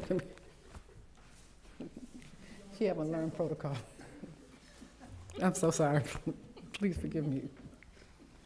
I needed a ginger ale, thank you, Camille. Bless her heart. The next on the, do y'all want that to go on the consent agenda, y'all? Yeah, any discussion on it? Mayor, Yes. so I guess the question is, do we know who we're approving, or what, we're just approving the ordinance itself, or? So you have some options tonight. Oh. So we know, I think the mayor has indicated she was on step down, so if, you got 2 vacancies for non-council members, and you'll have a vacancy for a council member. You can go ahead and appoint your council member person this evening, make a motion, put the council person on there, and then next week we'll do the 2 non-council members. I don't know if you all, I'm not sure how y'all do it with I think applicants. I think they're gonna put applications back out, I believe. Is that? I Is it think that- time? Not for the council seat, but I think for the other ones, they were gonna put applications, well, I think they should, I don't know. So maybe it won't be ready right for the non-council folks at the next meeting. I don't know how you do it. So I think Mayor. by record, do they bring the nominations to us? Isn't that what you said? So they bring the nominations to us? The Georgia law says you make the nominations, right? And so I think, I learned that in their bylaws, they said they'll make those nominations. But again, that's the DDA's bylaws. State law does not require you to get their nominations, but there's nothing that prohibits this body from considering their nominations. But ultimately, the decision is yours. All right, city manager, what do you think the DDA's pleasure is? Did y'all discuss that at the last DDA meeting? No, ma'am. Okay, so let's go ahead and, I council feel like we should do the nomination for it. That way we can kind of assure any issue of not having quorum. And then when you all meet on the 3rd, see what pleases the 18th, the 3rd Monday. And I'm okay us working together to come up. Typically what they nominate, I'm okay with. At this time, I'd like to make a nomination to appoint Chelsea Kearney to the Downtown Development Authority Board to serve as our council representative. Is that right? made. Any discussion, council? All in favor? Aye. Any opposition? All right, thank you so much. Oh, Madam Mayor, Yes. could I get that, who motioned and who seconded? I motioned and second by, I thought, you second yourself, okay. I made the motion, so made, second. Okay, perfect. So I didn't make the motion. Okay, I thought I did. But 1 and 2. Okay. Councilwoman Kearney made the motion, second by Mayor Pro Tem. Okay. I'm sorry. Yes, So sir. you want us to wait until after and bring this back in June for the nominations from the DDA for the 2 non-council member seats? Correct, because we can't do it now, and I want to have the council to have some input if they want to go back to the original list of applicants that we had, or do they want to open up whatever their pleasure is? Okay. The June, so this won't be on next week's agenda. Yeah. No, ma'am. Unless you can get a consensus between now and then for the applicants that were already there that we couldn't pull up. But I think to be transparent, I think we should do it the longer way. That's me. Okay. Yeah, okay. But I just wanted to get somebody on there so that we could be closer to having a quorum. Or not. Madam Mayor, and I think just Yes, for the sir. record, Your Honor, Madam Mayor was serving and the seat is vacated because you have resigned your seat. That's what caused the council member vacancy. I just want to make that for the minutes, for posterity. Okay, thank you so much. Next on the agenda. 8C, council to discuss and consider appointment to the Downtown Development Authority. C, oh, no, so at this time, we'll table item C. Okay. Until next month's meeting. I'll entertain a motion to table item C. So made by, Mayor Pro Tem, second by, Councilman Dixon. Any discussion? All in favor? Aye. Any opposition? Thank you so much. 8D, council to consider preliminary plaque application submitted by Extoria Family 1 LP for properties located 262, 294 South Main, parcels number 06032A, B002, and 06032A, B002Z, 06032A, B006, Jonesboro, Georgia, 30236, within mixed use District and the Gateway South District. The properties consist of 29.14 acres. Good evening, Mayor, Council, and the citizens of Jonesboro. The item before you is a preliminary plat review. This review ensures that the proposed layout meets city design and infrastructure standards before any land disturbance or construction begins.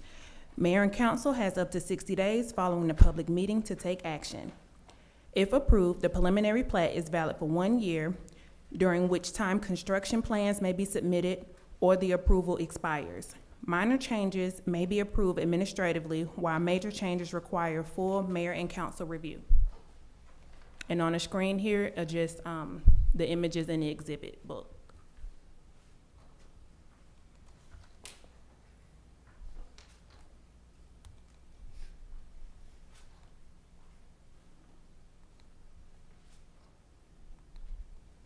At this time, I'm happy to take any questions. Any questions, council? No questions? We have a hearing next week for this one? Yes. Okay, perfect. Next on the agenda.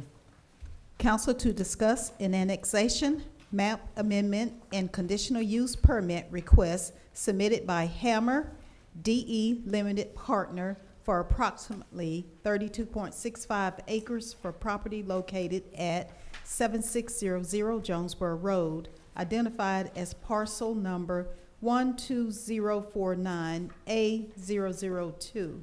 The request seeks to annex the subject property into the limits of the city of Jonesboro, amend the official zoning map to rezone the property from Clayton County heavy industrial to city of Jonesboro light industrial, M1, and consider a conditional use permit to allow operation of a warehouse, storage, and distribution center. Good evening again, Mayor, Council, and the citizens of Jonesboro. The item before you is a request to annex 7600 Jonesboro Road into the city limits of the city of Jonesboro. According to the applicant, the subject property is currently operating as a warehouse distribution facility and is considered a legal nonconforming use within the Clayton County Business Corridor Overlay District. While nonconforming uses may continue, they may be permanently lost if the structure is significantly damaged or if the use is discontinued for more than 180 days. The annexation request is being submitted under the 100% method of annexation authorized by Georgia law and signed by all property owners. The proposal also includes rezoning from HI heavy industrial, which is the current county zoning, to M1 light industrial to allow the continued use of the property for warehousing and storage within the city of Jonesboro. And with that, I'm happy to take any questions. Mayor? Yes. All right, I got quite a few questions. Woo, zoning, all right. And if you can't answer any of these questions or don't feel comfortable, just let me know and I can talk offline about it. But I wanted to know if our commissioner for District 4, Commissioner DeMont Davis, I know I've had a couple of conversations with him regarding annexation and zoning and, you know, them, of course, wanting their I don't want to say approval, but, you know, they have, you know, their own takes at the county level. So can you tell me if he has any thoughts on this specifically, if you've discussed this with him, anybody? I haven't spoken with him personally. Okay.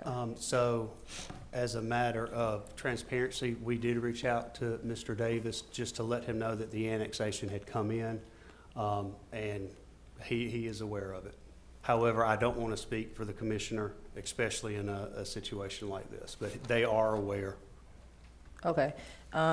So they are currently designated underneath the county heavy industrial. That's what the agenda item summary says. But if I'm not mistaken, we don't have any heavy industrial. All we have is city light industrial? Yes. That is correct. Okay. So I'm wondering, we don't have this designation. Are we, I don't want to say qualified to, are they changing anything in order to meet that qualification, or? No, they didn't present any changes as far as the use. They're looking to annex as is. What are the differences between the two, if you could explain that? Or you don't know? I wouldn't be able to say, only because we stop at light industrial. The county's heavy industrial. When you're looking at more heavy industrial uses, you're looking at more hazardous type uses compared to just your standard light industrial uses. Heavy industrial is much more intense than light industrial. But we don't have that zoning at all. That is correct. here. Correct. I'm a little shaky on that. Okay. Is there gonna be any projected tax revenue? Like, are we gonna get any benefits of any kind by annexing them into the city? Our tax digest will increase by the assessed value of that particular parcel. I do not think there would be any other addition, well, there would be business license revenue. And according to the application, the property currently generates $242,000 in annual property tax revenue. Would the cost of providing services to them exceed that revenue though? Like, I'm assuming, and Chief, maybe you can help, or I'm sorry, Police Chief Cato, maybe you can help me with this. We would have to now provide them, you know, law enforcement services, and then also Marcus on the side of public works services. I'm just very, and code enforcement. Yes? My father is a police officer for Clayton County, so I would like to know, do they have a lot of crime out of that area that we're thinking about annexing? Check for that address to see, generally speaking, for warehouses, they have the disputes that they terminate employment with somebody, things like that. They have theft, so is there a history of like robberies and? Not robberies, just general theft, where they cut the fence and take materials and things like that. But that's something we would have to allocate our resources for in case that did happen though, in investigations and stuff like that. That's correct. Okay. Is this in accordance with our economic plan that we're putting forth? Like, does it fit into that? So according to the future land use map designation, warehouse use isn't currently supported. You said it is currently supported? It's not. It's not currently It's supported in our economic plan? Mhm. No. No, ma'am. The Gateway North District has commercial, Retail. retail, and there's one more, office? Is it O&I? Mm-hmm. Office, institutional, and retail. Okay. So if we do approve this, are we gonna possibly receive future requests, like along our downtown, you know, our corridor at all for this? Is that a possibility? I don't know. You mean, are she, Yes, she's ma'am, saying it for always is. annexation? Are you asking Mhm. about annexation or? Yes. Or What- request that anybody shift to, yeah. So I guess. so you have to kind of look at the map for that area, because some of it may not be annexable. I guess is that the proper way to say it, because it has to be contiguous property? Correct. We And want to be I- able to create an island. Yeah, and I think that land is residential over here, so I don't think we would ever go to the left. I just don't wanna set a precedent. Go back to the map. Yeah. Yeah, there it goes. See, What is there, I thought it was residential on one part of the area. it just has to touch that Yeah, I back see it. part. Oh, Morrow. It's contiguous with the back part of the parcel. If you look along Old Morrow Road. the No, I'm back- saying, but if they crossed over 54, we would never annex. I always get this confused. So my understanding is the road can't be the determining factor that allows them not to be able to annex. I know, but so you see right in front of the retreat to 54, we could annex that. It does open the door for the adjacent neighbor for Yeah, that's what I was industrial thinking. chemicals. Correct. Okay. So I don't think I want that. Okay, that's a little better. Cause I don't know if we should be comfortable with this being part of our, Okay. you know, long-term plans. I don't That know if helps I a can lot, keep 'cause asking not having the real pictures. Okay, I'm losing control, Okay, Councilwoman Kearney has the floor. Okay, all right, so I'm gonna gather everybody back together. Thank you, Madam. 5, 4, good. Attorney Kearney? Councilwoman Kearney? Thank you. Got to upgrade. Oh, snap. Hey. All right, so I'm hearing what happens if we, approve this, but, well, let me ask this question first. What protections do we have in place to ensure that this doesn't negatively impact our surrounding properties? Is that even a possibility? Am I just worried about the wrong thing?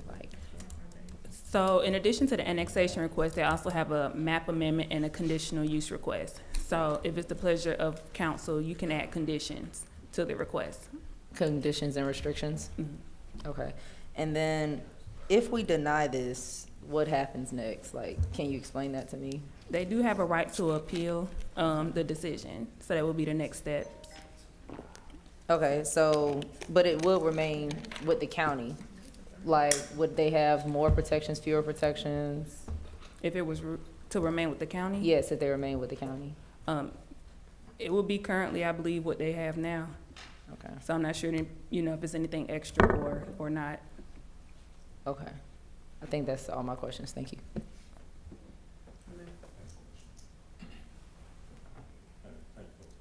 Let the record reflect that Councilman Alfred Dixon joined us at 7:49 p.m. Thank you so much. Mayor Pro Tem? Hi. Okay, so I think Councilwoman Kearney tried to put this in an eloquent way with her question to try to gear us toward this, and I'm not gonna do it as eloquently. So it feels as if we're maybe being utilized as a scapegoat, a strategic plan for the company and not necessarily beneficial to the city. And if I'm speaking out of turn or if I shouldn't be saying this publicly, please let me know.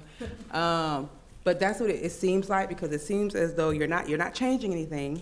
You're asking to be part of something that, in a current state that we don't have. You're asking us to change and make adoptions to our zoning and our ordinances and these things, and you're not. And it seems like the only reason is to evade what the county has. And that's uncomfortable. Strategic, kudos to the company, but as the person who represents the city of Jonesboro, it's uncomfortable. And I don't see the added benefit to the city. In addition to the fact that it doesn't even fall in line with the things that we currently have, although we're revamping things with our steering committee, but it doesn't even fall in line with the things we want to see. And that's been as far as council, a big issue for me, the things that I see other cities kind of standing firm about what they do and do not allow in their city. And I would like to be on the right side of that. And I don't see where this is benefiting our residents, I like the tax revenue that they said that they bring in, but even that doesn't feel like it offsets the fact that you're trying to have us do something just because the county won't do it. And so that's just and you can let me know if I'm wrong about how I'm understanding this, but. Nope, everything was pulled directly from the packet, so that's what they gave us. And there's no recommendation from staff? Well, not at this time. Not at this This time. is just a discussion. For discussion. May I? Okay. Yeah, Attorney Wiley. Thank you, Madam Mayor. Mayor Pro Tem, the law required the city to send notification of this request to the county. And we did that by certified mail or statute. We did it, so we complied with what the law required us to do. The law gives the county 45 days to file a notice of objection to send to you all. And I don't know, so what today's purpose is just to inform you all about this. And we will come back to you all at a future date after the time has expired for the county to object. And I'm not sure if it has, maybe not. But then you can act, you cannot act until that time has expired. So we wanted to put this on the agenda to give you all notification to do just what you're doing now. And then we'll have an opportunity to see if the county files an objection to this request before you take formal action on this application. And also, I don't believe there was an accompanying zoning request or anything with this, so. You would not be required to adopt the zoning of the county.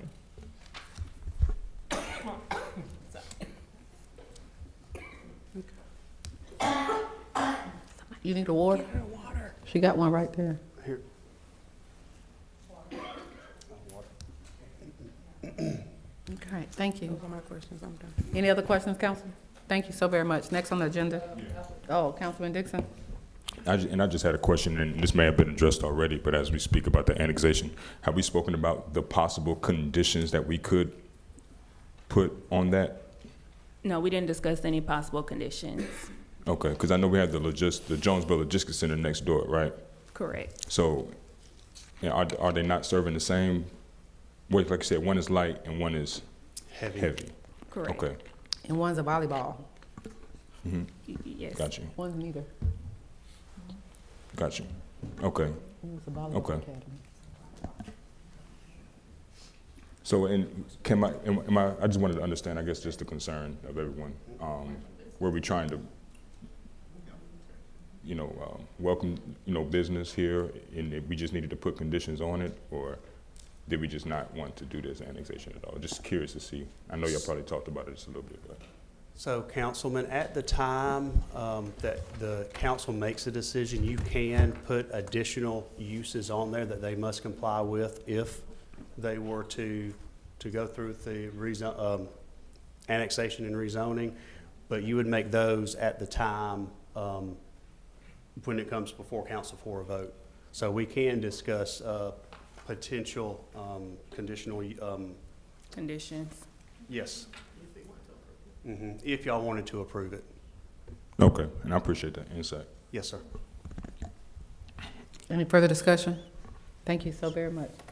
Next on the agenda. Council to consider approval and adoption of a resolution regarding the City of Jonesboro recertification under the GMA City of Ethics Program.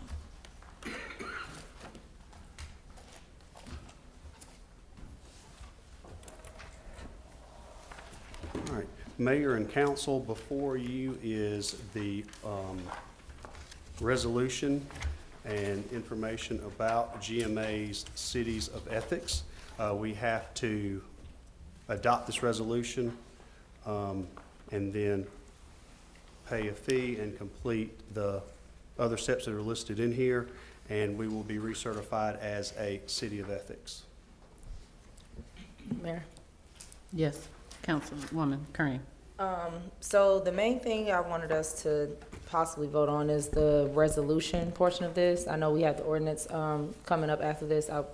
I wasn't gonna push that, and the reason for that, but I know the attorney says like we should probably wait until next Monday so we can discuss it. But I know before our city clerk, what I discussed with her was we have to recertify because the last recertification was done in 2015 according to the GMA records. And so that we can be recognized at the June GMA conference. It technically was due on April 30th, but she was able to work out with them for us to put in our information today to still be recognized. But if the council would prefer to vote on it on May 11th, I understand. But that's just why I was hoping for at least the resolution today. And we can wait on the ordinance, and that's probably gonna cause a lot more discussion. Whereas the resolution is just a 2-pager, so, well, really a 1-pager with the signature lines on the next page, so. Thank you, Madam Mayor. Yes. It's in your pocket parts, members of council, there's a resolution adopting ethical governance principles and authorizing participation in the Georgia Municipal Association Certified City of Ethics Program. You'll see it in your pocket. We separated this from the actual ordinance, which might require additional discussion before adoption. But, and I'm saying, we're fortunate to have the former city clerk who says, Councilwoman Kearney, that we did this when she was city clerk, but no one can find this particular resolution. So this resolution just is adopting ethical principles. It says the mayor and council adopt the following principles because I'm choking up. As a city manager. Okay. Adoption of ethical principles, such as serve the public interest above all private interests, use public resources responsibly and lawfully, treat all persons fairly and without bias, exercise official authority solely for public benefit, and promote honesty, transparency, and integrity in all governmental affairs. So this will accompany this adoption of ethical principles, this resolution, is to be read and viewed in conjunction with your ethics ordinance as it now exists or as may be amended. So what we're asking for tonight is, as Councilwoman Kearney was able to find out, we need, if you adopt this resolution, these aspirational goals and principles, then that will go one step closer for us to get our recertification in the city of ethics, while you also can have the option of working on your ethics ordinance if you want to make changes. But you have an ethics ordinance now, we just need this resolution approved. Mayor? Yes. Councilwoman. Attorney Wiley, what is your recommendation? My recommendation is to approve this resolution before you. And so that, and as you'll know, it directs the city clerk and probably the city manager, probably will handle it in her absence, to forward this to GMA. And there's an $85 payment, Councilwoman, and hopefully that will get us certified as we're working on the ethics ordinance. But this can be adopted. That's my recommendation. Council, I will entertain a motion to accept, to approve the adoption of the resolution before us. So made. Any discussion? All in favor? Aye. Any opposition? Well, city manager, we'll get that signed and Who off. had the second on this one? Alfred, okay. And, Sorry, ma'am. Mr. Manager, can we, as soon as Madam Clerk comes back, let's just make sure we get this done and over. Yes, ma'am, absolutely. Next on the agenda? Council to discuss and consider approval and adoption of an ordinance regarding the City of Jonesboro recertification under GMA City of Ethics Program. Mayor and council, this is the ordinance that goes along with the ethics recertification. You have a red line version that is in your packet in the left-hand flap. This does not have to be. Oh. Okay. Oh, God, no, don't make me the clicker. It's too much. Can you just click it? I'm sorry.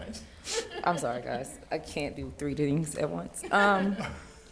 Good evening, everybody. So I just want to make sure it's known, the way that the ordinance was written was pretty solid, pretty good. I don't know if there was sample GMA guidance given out when it was first written or not, but this is mainly just getting us in compliance with what GMA has currently on their website.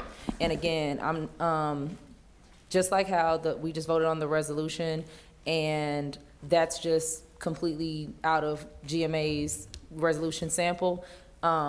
This more so is the changes from the GMA ordinance sample, and there are some things in here that we can make some changes to. I just wanted y'all to see exactly what GMA's guidance was, because there are some things that we don't specifically align with, but that's because of, what we have going on in our city. Like, there's one requirement, well, not a requirement, but one option that I know GMA laid out with their appointed members, the appointed members for the Board of Ethics Committee, where one member was mandatory, supposed to be a lawyer.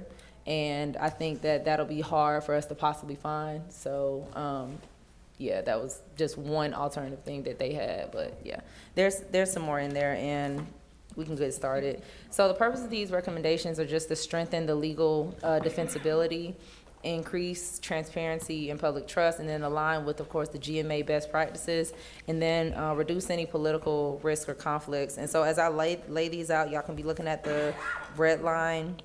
Description is pretty much gonna read the same. So the strengthening the definition section, and I will say that our attorney sent some changes that she thinks need to be added in as well, and that you're gonna see that off to the right side if y'all are looking at the marked up version. which should have been provided to you in your binders as well. But she's gonna go more into depth with those after I'm done with this presentation. So if you all could start on, I think it's page 3. So strengthening the definition section. So we're gonna avoid Webster's dictionary references because it's just legally weak. If you look in section 2-221 definitions, that's the last line on that first paragraph, all terms not defined. So just removing that. And then, of course, we're gonna be replacing it with GMA's clear legal definitions as well as what our attorney has made changes to. So the main things we're gonna include is immediate family and what that means, substantial remote and incidental interest also spelled out. Next slide. All right, so defining substantial interest, and if I'm not mistaken, was this one where you combine, No, ma'am, it was remote or incidental is where I combined the perfect. definition. So with defining substantial interest, so it's currently undefined, and so it just leaves us with the legal vulnerability. So I want us to adopt a clear threshold based on GMA's guidance, and their guidance says 5% ownership or $5,000 of financial interest, and it just prevents selective enforcement and ambiguity. And if you're looking at that one, it's gonna be under, can you go back one? So it's gonna be on the 3rd page. So substantial interest means an interest either directly or through a member of the immediate family in another person or entity where, and that's where it kind of lays out. And this is directly, like I said, from GMA. The interest is ownership of 5% or more of the voting stock, shares, or equity of the entity, or ownership of $5,000 or more of the equity or market value of the entity. So if you all have any qualms with that, or y'all think it should be more or less, let me know. But again, that's just based off the GMA guidance. All right, next. And then we expanded what immediate family is, so that would be just one page back. So before immediate family, just pretty much meant the mother, father, and here we're using, again, GMA's definition, which includes the spouse, mother, father, grandparents, brother, sister, or daughter, and any city official related by blood, adoption, or marriage. So wanted to put all of that information in there. And the relationship by marriage shall include the in-laws. So if there's anything you all want changed about that, let me know. But that's what immediate family means here. Next slide. And then future employment conflicts. So, I will say that Attorney Wiley did update the remote or incidental interest portion, and she can speak more to that, but yeah. So future employment conflicts, that's gonna be, okay, that'll be on section 2-22, the conflict of interest and disclosure. So before it was missing, or currently it's missing.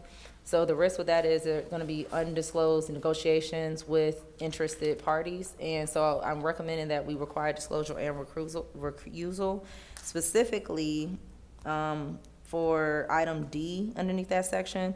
An official of the city shall disclose the nature of any interest or benefit he or she has prior to any discussion, deliberation, or vote on the matter. And then going more into it on section F, if a city official is negotiating or has an arrangement concerning prospective employment with any person or entity that has a substantial interest in a matter before the city, the official shall disclose such fact. And this is something that Attorney Wiley added, so thank you for that. Recuse themselves, and 3, not participate in any discussion, deliberation, or vote on this matter. So, next slide. Also, we needed to clarify the gift rules in here, and that's going to be underneath section 2-223, the prohibitions portion. So right now, it currently says insignificant value, which I think is very vague, because what's insignificant to me might not be insignificant to you. $500 might be insignificant to me, but Councilman Dixon here might think $700 is insignificant. You know what I mean? So I just think it's subjective, and it's just an interpretation risk. So I recommend that we define the dollar amounts or give clear examples. And GMA used items of nominal value not exceeding $50 per occurrence, or not exceeding $150 in aggregate from any single source within a calendar year. And then it lays out, you know, other things, promotional or incidental items of minimal value such as pens, mugs, or similar materials are okay, modest refreshments, stuff like that. But if this amount of money isn't, if you all want any changes, we can, you know, discuss that. But this is just, again, what GMA put down in their sample. Next slide. All right, the use of office for personal gain. So that is going to be under, okay. So that's going to be, again, under this section 2-223, but it's just on the next page. So you'll see it under number 8.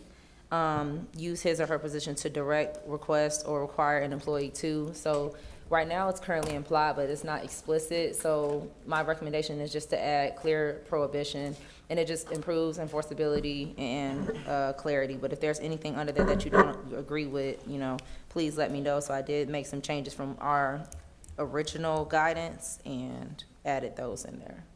Next. And then improving the complaint process. So currently, and I think that's underneath section 2-224. Oh, yeah, no. 225? Oh, yes, my apologies, 2-225. So currently it's routed through the clerk to us at mayor and to us as, you know, mayor and council. And I just think that this risk of political influence or perception issues with the citizens. So my recommendation is to send it directly to the ethics board or just the neutral intake process. So basically the city clerk is just going to be administration only. And of course she's still going, she or he, I know it's she right now, she's still going to require, she's still required to submit the complaint to whoever is the, is it complainee? The person who has the complaint against them within, I think it's 3 calendar days or 3 to 7. I put 3. I changed it to 3. You changed it to 3. 7 is a long time. Yep, I agree. So I'm cool with getting it within 3 days, but yeah. So that's the main thing with the complaint process changes. Next slide. So the ethics board authority. So currently, the board only really recommends, and then council makes final decision. So I just recommend that we require justification if overridden or give the board limited final authority, and that's specifically laid out in, if I'm not mistaken. Okay, still this section, but it's number 8. So the mayor and council shall consider and take action upon the recommendation of the ethics committee at the next regular meeting of the mayor and council following receipt of the recommendation. And then this is very important, you know, for us because we have rights as well, right, guys? In the event that the mayor and council choose to reject, modify, or deviate from the findings or recommendations of the Board of Ethics, such action shall be supported by specific written findings of fact and conclusions, which shall be stated on the record and included in the official minutes. Any such decision shall be based solely on the evidentiary record established before the Board of Ethics. The Board of Ethics findings of fact shall be presumed correct and shall not be overturned by the mayor and council unless clearly unsupported by evidence in the record. Any such determination must be supported by written findings stated on the record. So there were some things that Attorney Wiley added, and I'll let her bring those things up. But we can, you know, go back. We can, you know, have a conversation about that. Next slide. All right, penalties and legal risk. So some of the penalties that were laid out originally, I think, weren't really in accordance with they had a potential conflict with the state law and our charter. Specifically, if you look on the last page, section 2-227 underneath penalties, they exceeded our authority, so withholding pay, and I think the specific, how they reference removal of office. So the recommendation is to align with the law and include subject to state law and charter. So specifically, the main disciplinary actions are public reprimand, public censure, and then a request for resignation. Any additional penalties, including removal from office or withholding of compensation, shall only be imposed where especially authorized by our city charter and state law. So I think that's something we needed to definitely address. Next slide. So the key benefits of this adoption is pretty much for us to fully align with GMA best practices, and it's just stronger legal protection for the citizens as well as us, and improve public confidence, and then of course to reduce political risk as well, and then alignment with best practices. A lot of the things were already laid out, but just adding things like dismissing any complaint that is deemed to be frivolous, unfounded, or filed for the primary purpose of harassment or political advantage. And the board of ethics has the ability to make that decision with their own discernment as well. So that's kind of what I laid out just now. Attorney Wiley. Madam Mayor? Yes, please. The provisions that Councilwoman Kearney pointed out were in red font, and my changes are in underlying red font. Those were my additions. So if you see that, that's the difference. So I took what Councilwoman Kearney had suggested for the recommendations, and then I should have changed the color of the font, maybe to green or blue. My apologies. But anything that's underlined was what I did. So let's go to section 221 for definitions. I defined what a city official was. So the term city official and official will be interchangeable. And that's important. If you go to the next page, let's look at official or city official. Because the existing ordinance doesn't appear to include employees of the city. But as is written throughout the text of this ordinance, there are a lot of references to claims, ethics complaints against the city. So I went through and struck all of the references to the city employees. And the official or city official will mean the mayor and members of the city council, all appointed officials of the city, not employees, but that will include your appointees to the Development Authority, the Board of Ethics, maybe your beautification committee. So if you're holding an official public role and you have duties of an official nature, you're going to be subject to the ethics complaint. I believe the original intent of y'all's ordinance was to exclude all employees except I kept the city manager, who is an employee, but he's appointed. The city attorney, I'm not an employee, but I'm appointed. And you all had the city clerk in here, who is an employee and appointed. That's the original. I did not change those. 3, specially identified individual. But if you note in the highlight, it says the term official does not include employees of the city unless otherwise specified herein. So that's to go back to the city manager, city clerk. Those are the only 2 employees that's specified herein. You can keep them in, take them out, but I did not remove that. And it also includes your judges, solicitors, anyone holding appointed positions, whether they're paid or unpaid, as designated by law, ordinance, or resolution. So number 3 is just sort of duplicative of number 2, but I wanted to be clear: any authority, board, commission, committee, task force, anything where you all are delegating public duties and responsibilities on an individual who is charged with fulfilling a public purpose will be guided by this ethics ordinance, subject to this ethics ordinance. Let's see, going to my underline. So public reprimand, I defined that it was just called reprimand before, or it was called formal reprimand on the first page. And I took it out because that's not how it's referred to throughout the document, so I made it consistent. And we need to delete reprimand altogether. I see that right before substantial interest. I missed that. We just need, and it's a public reprimand. I noticed that we don't have a definition for public censure. There is a difference, probably a slight difference, not much. But maybe before next week, unless you all adopt tonight, we really don't need to have a definition of public censure, but public reprimand, I think a censure is worse than a reprimand. Going over to, again, to 2-2-23, the underlying portions. If you look at item G, I added that even if it's a nominal amount, even if it's $50 or below, if someone gives you something that will, for your vote, I'll give you a Chick-fil-A, I'll buy you Chick-fil-A dinner if you vote for me or vote on my proposal, that's still going to be an ethics violation regardless of the amount.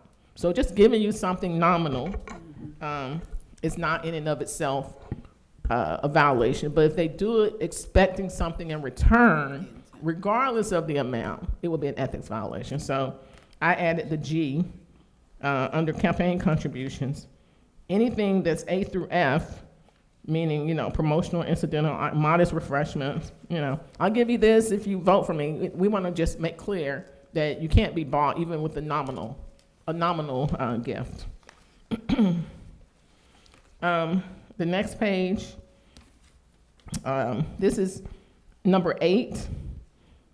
This is directing employees to do work. You all had in here that you can't work for an official personally without paying the employee just compensation. I struck that out because even if you pay the employee just compensation, this is up for y'all to consider. But even if you pay them just compensation, would an employee feel free to tell you no? Want to come over and wash my car over the weekend, and I'll pay you for it? And you're a city council person, or you're the mayor? Are they going to say no, even if you pay them? So there's a power disparity there that you might want to consider. And so if that person would not be in a position to say no, then there's an inherent undue influence. So I took that out to say, regardless of whether y'all pay them or not, that asking an employee to do things for you personally for anything other than a non-city benefit is prohibited. You all can change that if you like back to where it was, but that stood out to me. Going over to the next page, under right above 225 complaints, I know we have current vacancies on the ethics board, but your existing ordinance doesn't speak to that. So everything I put where vacancies, disqualification, and temporary service, I added and said that a vacancy shall occur upon the death, resignation, removal, loss of qualification, or disqualification. Let's say a member of the ethics board wanted to run for office. Then they will automatically be removed and vacated, and then you all will have a vacancy that you need to fill.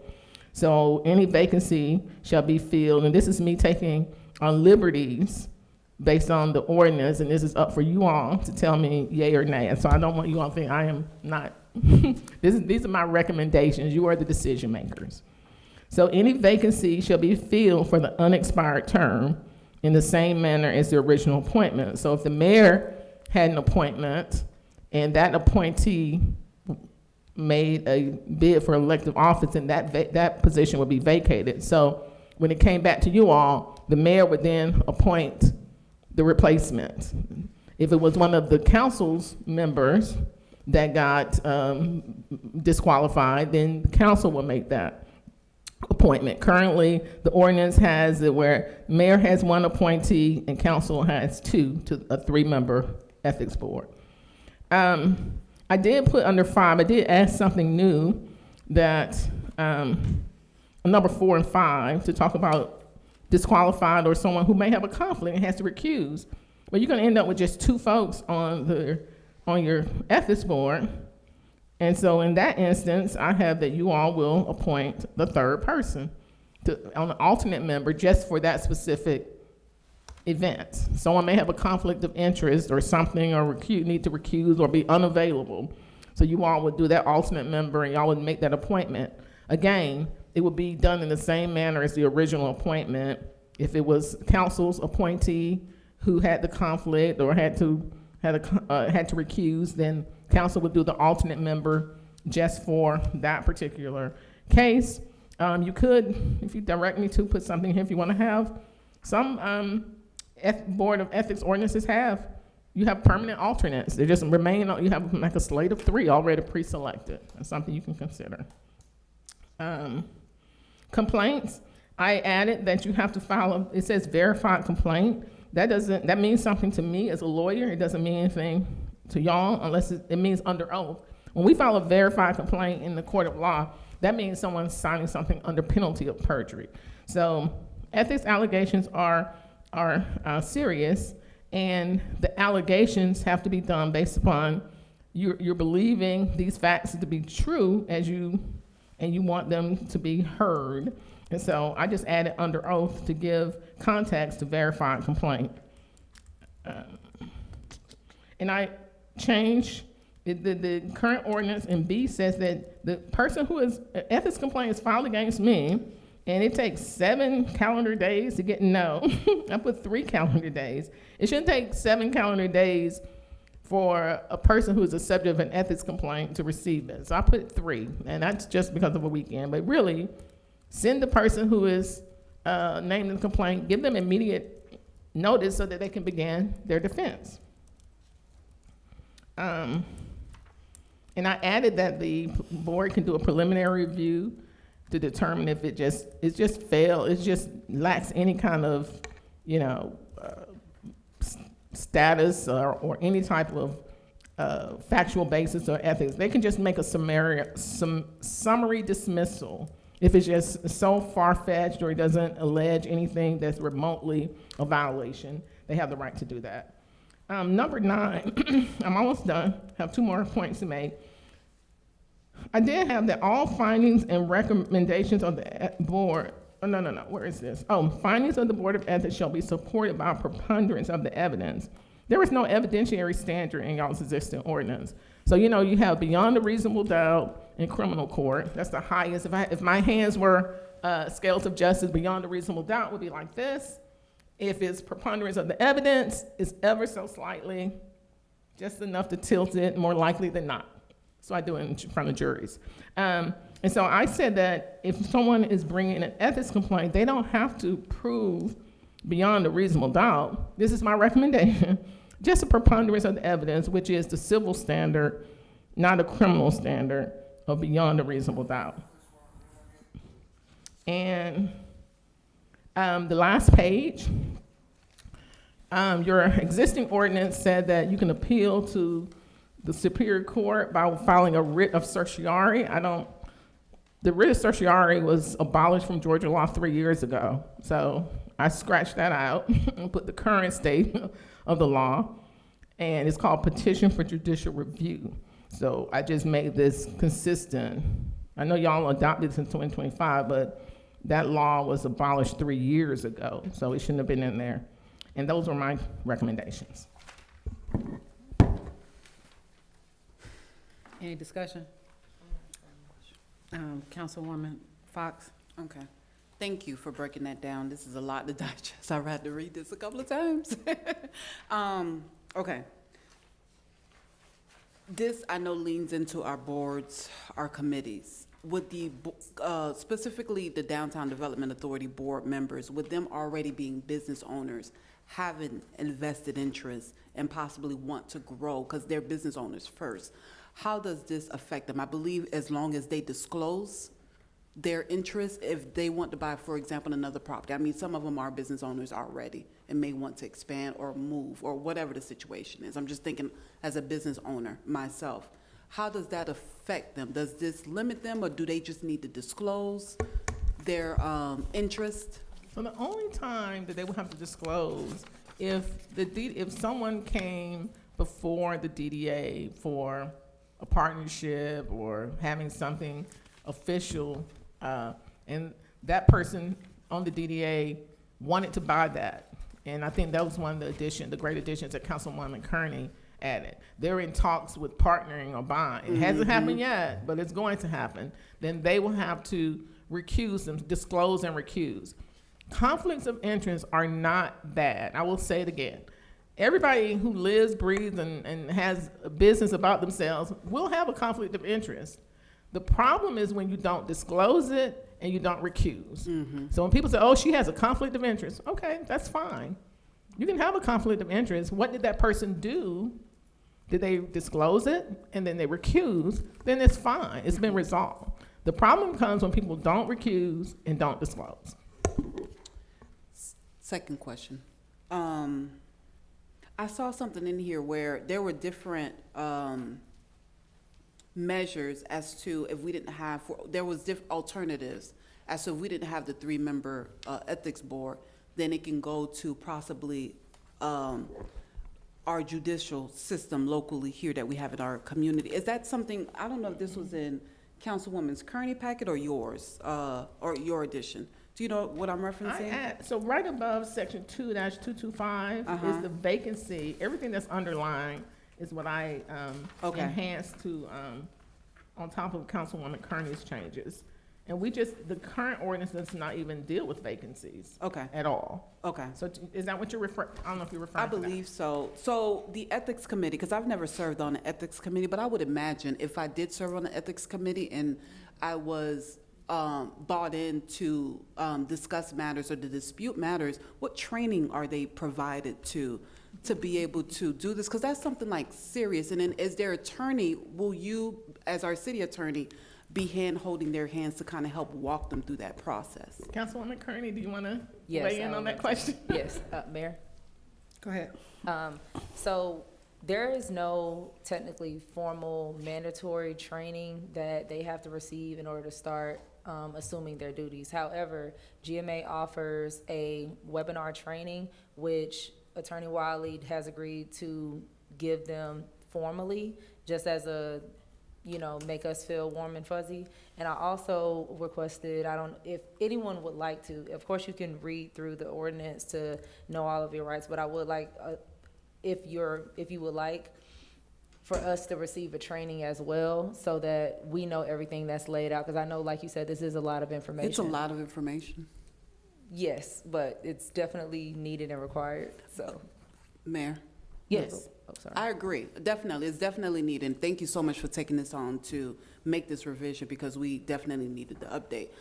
Can we add required training though, for the, I think that's something like serious, because if you have an allegation against a board or even elected official, the intimidation alone, that's one layer. And then all of us should get training on that, I believe. Mayor? I think we did bring up that being a possibility. I don't know if it was specifically with just Attorney Wiley or if it was Attorney Wiley and Mayor Pro Tem and I when we spoke, but I guess we can put it somewhere in here, the mandatory training be conducted with the city attorney. And if we want to put like a no later than date, like within 30 days of appointment or maybe 45 days of appointment, would that be something that you would be on board with, or is there a change that you want to make in that, or? May I? Attorney Wiley, did you want to? Just as a matter of course, so yes, I want to just make certain that the training, I think the city attorney, I will be happy to engage, and I've done this before, and I sent to some other ethics board, and I sent Councilwoman Kearney some of the training. This is heavy stuff, you're right, and they should have training. When it comes to them having to act upon a formal complaint, because then the city attorney is going to be conflicted out. If there's a complaint filed against one of you, well, I work for you all, right? So I have a conflict. So it will be my strong recommendation that this council, mayor and council, consider having an attorney advise the ethics board for the contested matters. The training we can do, as part of a special project, and I'm happy to do that in whatever form council wants, retreat, whatever form you all instruct. I'm perfectly capable, because also what's needed are hearing rules and procedures, parliamentary rules. This is probably one of your most serious, Development Authority does some serious stuff too. So this is amongst your most serious boards, because you're dealing with ethics allegations, and no one wants to have an ethics complaint. And it's not fair to the appointees to leave them flat-footed without adequate training. Right, Mayor? Yes. And just to add to that, we did discuss the possibility of a lawyer specifically for the Board of Ethics. I don't know what would make the most sense, if it would be like their own personal attorney, like on retainer, or if it's like at will. I don't know, but yes, that is definitely something we need to look into. And then I think we were thinking about that. Never mind, I'm not going to bring that up. But for the DDA, but we're not talking about the DDA right now. We're talking about the Board of Ethics. So, Mayor? Yes. So yes, if we can add language definitely about training, definitely about attorney option, because they will need that guidance. And I agree with Attorney Wiley. You would have to recuse yourself because, it would be a conflict of interest. I would be good if we can definitely add that, and then mandatory training for the elected officials as well, and possibly key employees like the city manager, and et cetera. Mayor? Yes. Attorney Wiley, can we please add that underneath section 2-224 of the Board of Ethics, their mandatory training somewhere? Yes, ma'am. Thank you. The only addition that I was concerned about was the clause in there about, I couldn't find, about employees working. So there are employees that have businesses that a lot of us utilize through payment. And so I think that is super restrictive, and that's something that has not been abused before. But we have people that do lawn service. We have ones that have businesses that we patronize. And so I feel like because it has not been abused, I see what you're saying, but I really have a hard problem with that. Mayor? Yes. Attorney Wiley, I'm not necessarily opposed to that, but what would that language look like to you? I guess. Would anybody else have thoughts? Well, the current code is, it says that it prohibits any employee from working for you personally without being paid. That's the current standard. So they can't work for you for free. And so I took that out. If you say, no, we want to keep that in, we'll keep that in. This is just my recommendation. Yeah, so I take it out. I would want it to remain the way it was, like no one can work with us free. Mayor? Yes. Is there anybody opposed to that up here? To leaving it, the language the way it existed, that employees can't. Yeah. Did I confuse anybody? You say what? Was it related to that one? Mm-hmm. Okay, you want to go ahead? Mm-hmm. Like while we on it? Mm-hmm. I think my only qualm with that would be in the language. I understand what you all are saying. I do want to continue to be able to patronize our employees if they have a business. I want to be able to support, right? But also, people treat Asia differently than they treat Mayor Pro Tem Miller. And so if I ask for something, even if I say that I'm going to pay them and they don't want to do it, I don't know if I see them saying no, right? Because especially depending on where they are and if council has the capacity to fire them or like leverage their job.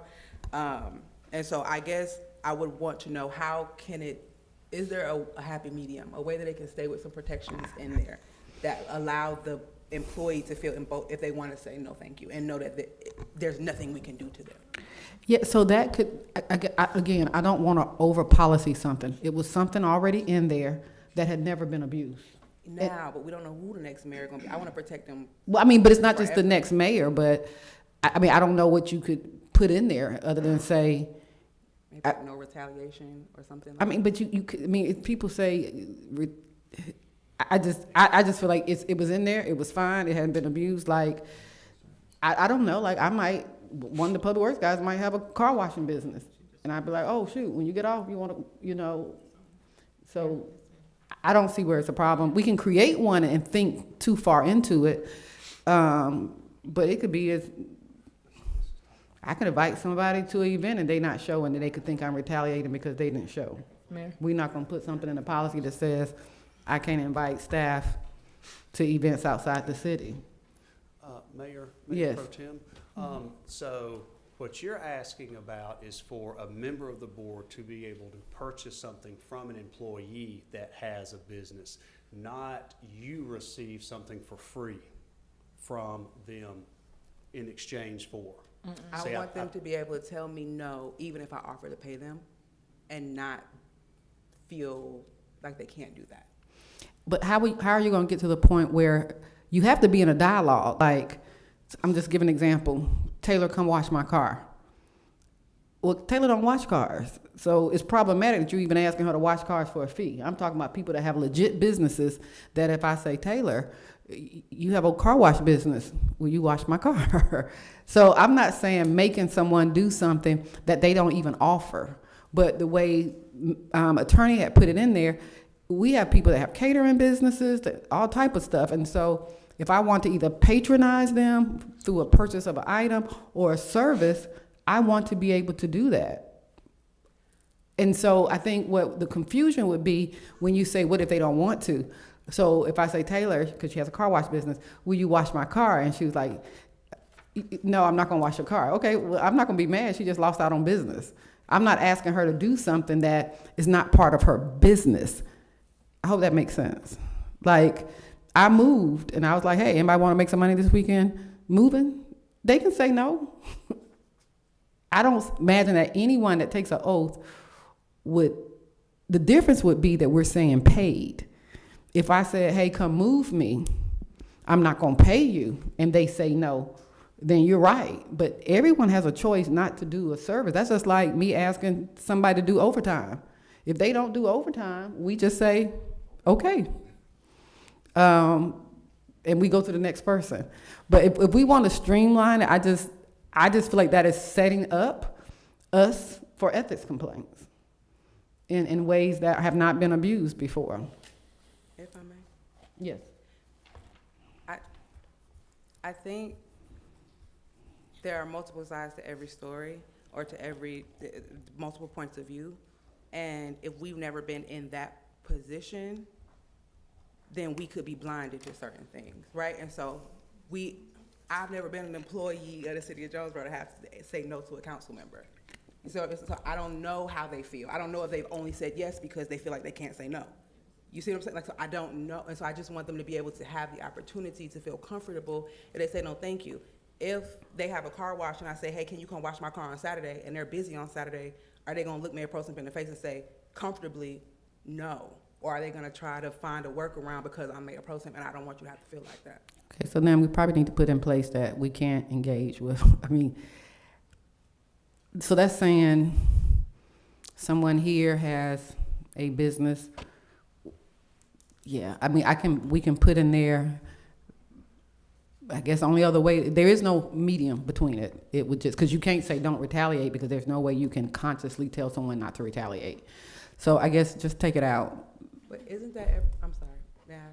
Go ahead. Isn't that if you are to come and bring a complaint and a personnel file is gonna say you're able to bring the complaint without fear of retaliation. So I don't know why it's difficult to put the language in here, being that it's an ethics. And so if they feel like they've been retaliated against for it, they can say, this is why I feel like that. But if it doesn't happen, then no harm, no foul. But they just have an out, something to make them feel like they have a power, a voice to say no, thank you, and not have anything happen to them. So it's just language in there. It's language. But even file too. Yeah, but I think it's not related to this. So we can put it in there or take it out. I can go get my car washed somewhere else. I want to patronize. Mayor? Yes. I think it's just, I understand what you're saying. It hasn't happened yet, and it has yet to happen. I think we're just trying to, strengthen our language so that we don't get ourselves in any future sticky situations, just in case. But I will ask City Manager, Attorney Wiley, do y'all have any recommendations for meeting in the middle there? Because this is a really good conversation. So this is great conversation. So if you will go back and look at the section in 223, the strikeouts where Attorney Wiley struck out A through D. Mm-hmm. This is where it currently reads. So we can keep it or come back and come up with some language that tries to thread the needle, but it's going to be a tough road, I think. So yeah, just yeah. Yeah. Why you? Yeah, we can just work on it. Let us. Y'all go massage it, whatever y'all need to do. Figure it out. I have a question as well. Okay, Council, Something else. something else, okay. Well, we finish over here? Okay, I'm sorry, go ahead. I'm sorry, yeah, I lost track. Okay, so my 3 points, I would like to ask if we're going to do this, I strongly agree with them having an attorney, and so I don't know if that looks like us creating a line item for an attorney, for just in, like a pot, just in case, for whenever a contested, I believe was the word that was utilized, issue occurs. But I think that that's something that if we're gonna go forward with this and these changes, that we should definitely put in place. Also, I'm on board with the alternates. I don't believe that language is particularly in here, but I think that we should definitely have that in case, you know, anyone falls ill or anything like that. It should definitely be our policy that we just have a running list of the alternates. I know it was mentioned, but I don't know for sure that we have that point in there. Mayor, yes. I think that's underneath the vacancies portion, unless you wanted it to be more detailed. Attorney. It's just case by case, it's not we can change it to, y'all can have a couple of standing 2 or 3 appointment alternates on there if you want to. Yeah, I just think that maybe we should have at least 1 or 2, so that we're never just at a place like how I was supposed to be on the ethics committee and then I became then she was supposed to be on the ethics committee and then and so it's just like right? And this is, I know we stopped it with if you can run for office, but you could get sick or you can, you know, move or so. I think we should definitely make that a standing thing. I think Councilman Powell might have said that a while ago about another thing, a board. And then also, I thought when we initially adopted our ethics, our last ethics adjustments, amendments, that it applied to department heads as well.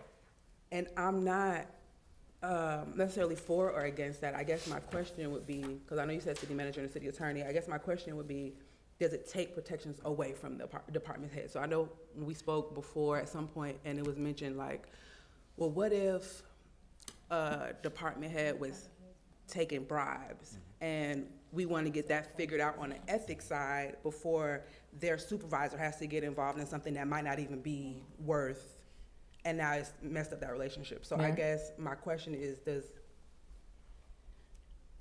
are the department heads included, and if not, does it take anything away from them as far as protection, an added layer of protection? Mayor? If all department heads are appointed positions, then they are included in this. Are there any department heads that aren't appointed? This will not include any appointed officials, department employees, except the city manager and the city clerk, unless y'all specify otherwise. Well, and let me tell you, this is a policy debate. Y'all are having a good debate. Mm-hmm. So our personnel manual that we have, your personnel ordinance, governs the conduct of city employees. And I'm pretty sure taking bribes or doing something like that is in there. I'm pretty sure you can handle it. That activity will also be a crime. Then so you have the personnel administration that handles those kind of employee misconduct. You have possibly the criminal law if someone does something that egregious, that's a crime. And then if you add a different administrative layer of the ethics, that's just a different layer. So do you want your employees to have to face, because they still all 3 things can run concurrently at the same time. So do you want your employees to also face not only maybe losing their job and possibly criminally prosecuted, and also having to hire lawyers to defend them in the ethics, just, in the ethics case? That's up to you all.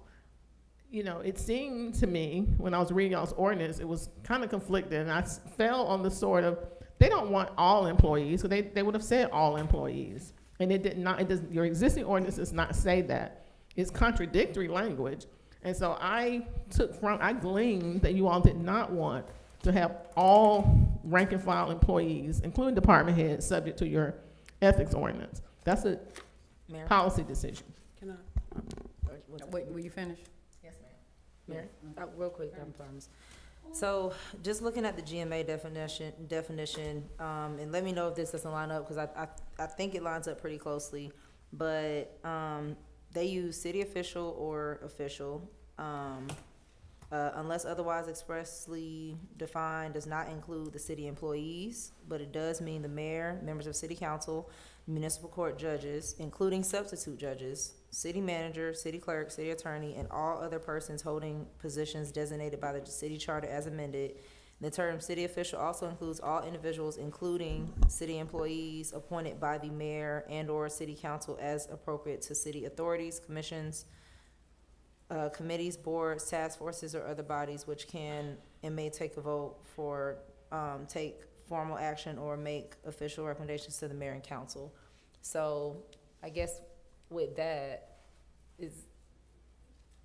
I'm guessing with that, does that include department heads, I guess is my main question. Or who does that all include when we talk about city employees? Because I know, of course, it includes all of us, but yeah. So the GMA model ordinance is just as a sample ordinance that is tailored to this body's collective wisdom as the legislative body. And so you don't have to use everything that they use. It's tailored. It appears to me that when y'all adopted y'all's ethics ordinance, y'all made a decision not to have a definition of employees to say they're all covered. It's not in your existing ordinance as a definition. So I thought that the cleaner way, either put all the employees in or make it clear that they're out. And department heads, unless they're named, if you want to name some specific ones, but otherwise, department heads will be covered under your personnel manual. They're not appointed like the city manager. They don't have contracts, or the city attorney who has contracts, your city clerk who has specific duties prescribed by law. So we're not the same as, let's say, with respect to the Department of Public Works, a director. We're different. We serve different roles. And so whether or not y'all want to include them, but I have thoughts, but I'll keep them to myself unless I'm asked. Mayor. I'm sorry. Can you just tell me which department heads are not appointed? So we've had a little discrepancy in that because the charter says one thing. So I think what did we end up getting it to? Like the chief, we appoint him every year, but he's not a appointed employee per se.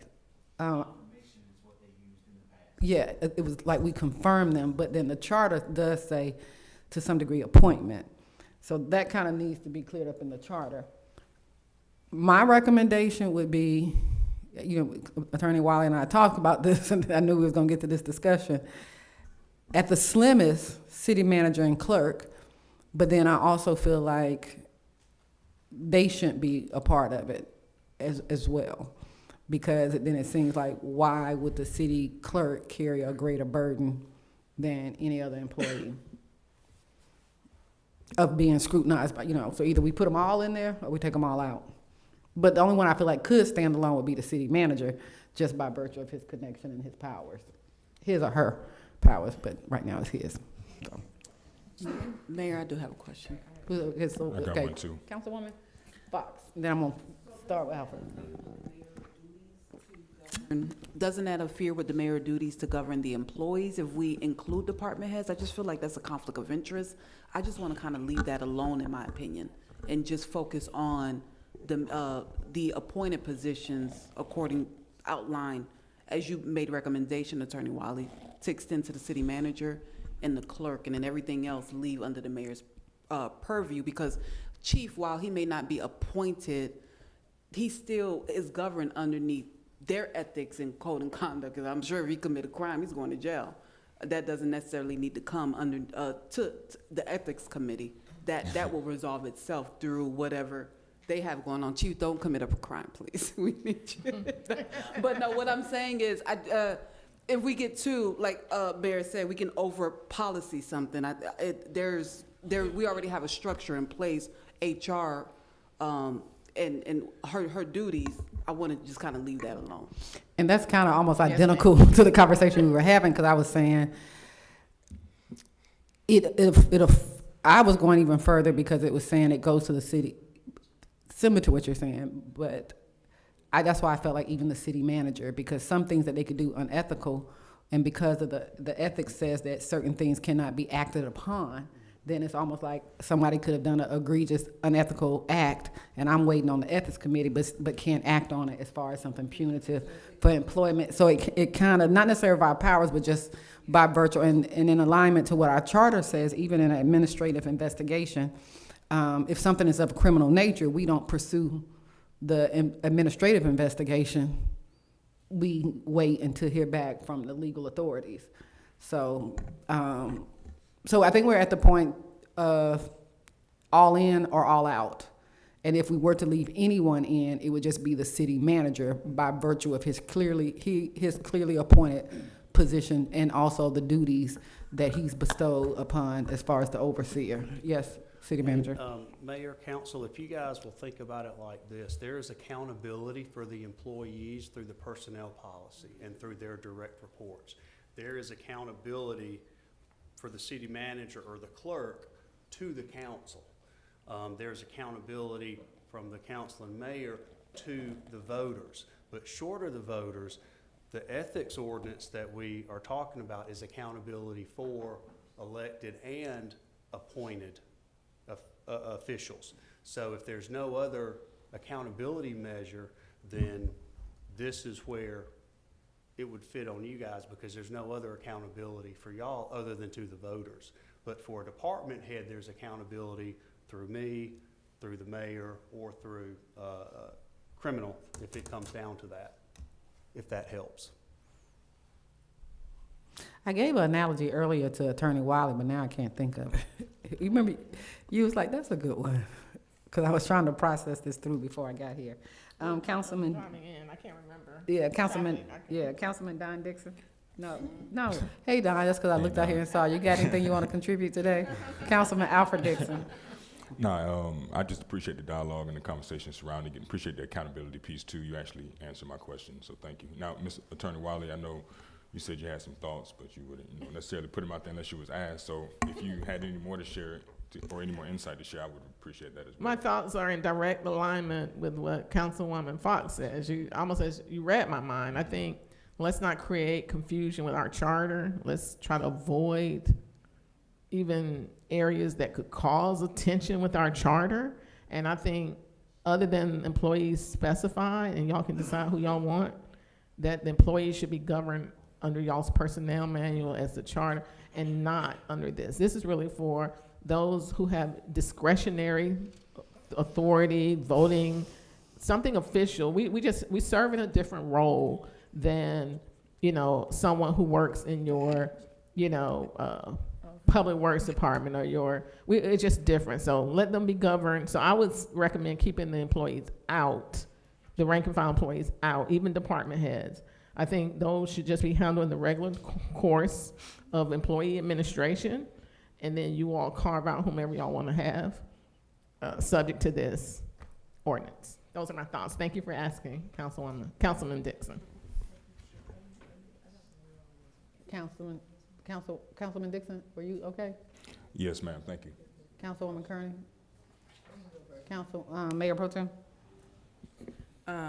Okay, thanks for that, everybody, for the discourse, the dialogue. I think my question for that was just because I know they were previously included before, and so I don't understand why they were previously included before, if it was to their benefit. If it's not to their benefit, then that's fine. I think another issue that I have question about regarding employees, when I read this, and the employee themselves are not subject to this unless they're acting in a capacity of a board. And so I guess my question would be for people like the Main Street manager, whenever we get them, it was going to be an executive assistant, and now she's acting in another capacity, or the ED, if they are our economic developer and they act as the executive director, are they then subject to these things in that capacity, or do they still fall under employee? Because when I read this, it was confusing to me. Madam. Yes. So the initial version of the ethics ordinance had official and employee completely conflated and at cross purposes, so that may be what it is. In the situation that you just outlined, that would be a city employee because they report to someone under the city manager. So they would be held accountable to the personnel policy. Oh, and there is an ethics section and an ethics part within our personnel policy.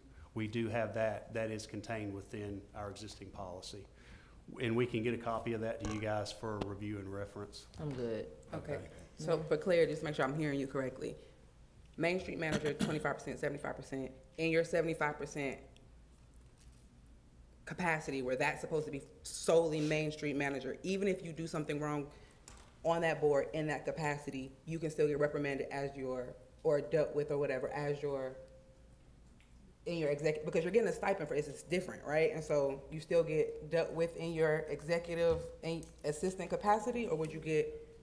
So if they're getting a stipend, they're still an employee because they're a W-2. Okay. So that would fall under still the employee thing, because even though they're the Main Street manager, they are still, that's part of their city duties, and duty is assigned by mayor through city manager to employee. Okay, I'm gonna circle back when I find the exact language, and just so that maybe that can just be cleared up a little bit, because it looks a little confusing. Sure. Mayor? Yes. All right, so if nobody has anything else specific on that, I wanted to make sure I have what this is gonna read as now. So official or city official means, of course, the mayor and council, we're in agreement. Cool. All appointed officials of the city, included but not limited to, city manager, still yes? Okay. City attorney, still yes? City clerk, still yes? Municipal court judges and their substitute judges, still yes? And all other persons holding appointive positions, whether paid or unpaid, designated by the state or local law, ordinance or resolution as amended, still yes? Okay, and then all individuals appointed by the mayor, city council to any authority, board, commission, committee, task force, or other body of the city, including members of the board of ethics. May I, on number 2, can we just remove the word all in front of number 2? And I think that will remove the redundancy. So number 2, just say appointed officials of the city, including but not limited to. And I would add, can we just add after including substitute judges to add the solicitor? Because solicitor is appointed by you all, so let's just add the solicitor in there. Yeah. Okay. And then I think if we just remove all, it's still a little redundant, but it's less redundant. We're removing that word. Okay, perfect. And we'll keep the term, official does not include employees of the city unless otherwise specified Yes. herein. Madam Mayor, Yes. If y'all could go to section 2-225 complaints, the mayor raised an issue and that I think is worth bringing clarity to. So it says, all complaints against city officials shall be filed with the Board of Ethics through the city clerk, acting in administrative capacity only, and shall not be reviewed or acted upon by the mayor or city council prior to review by the Board of Ethics.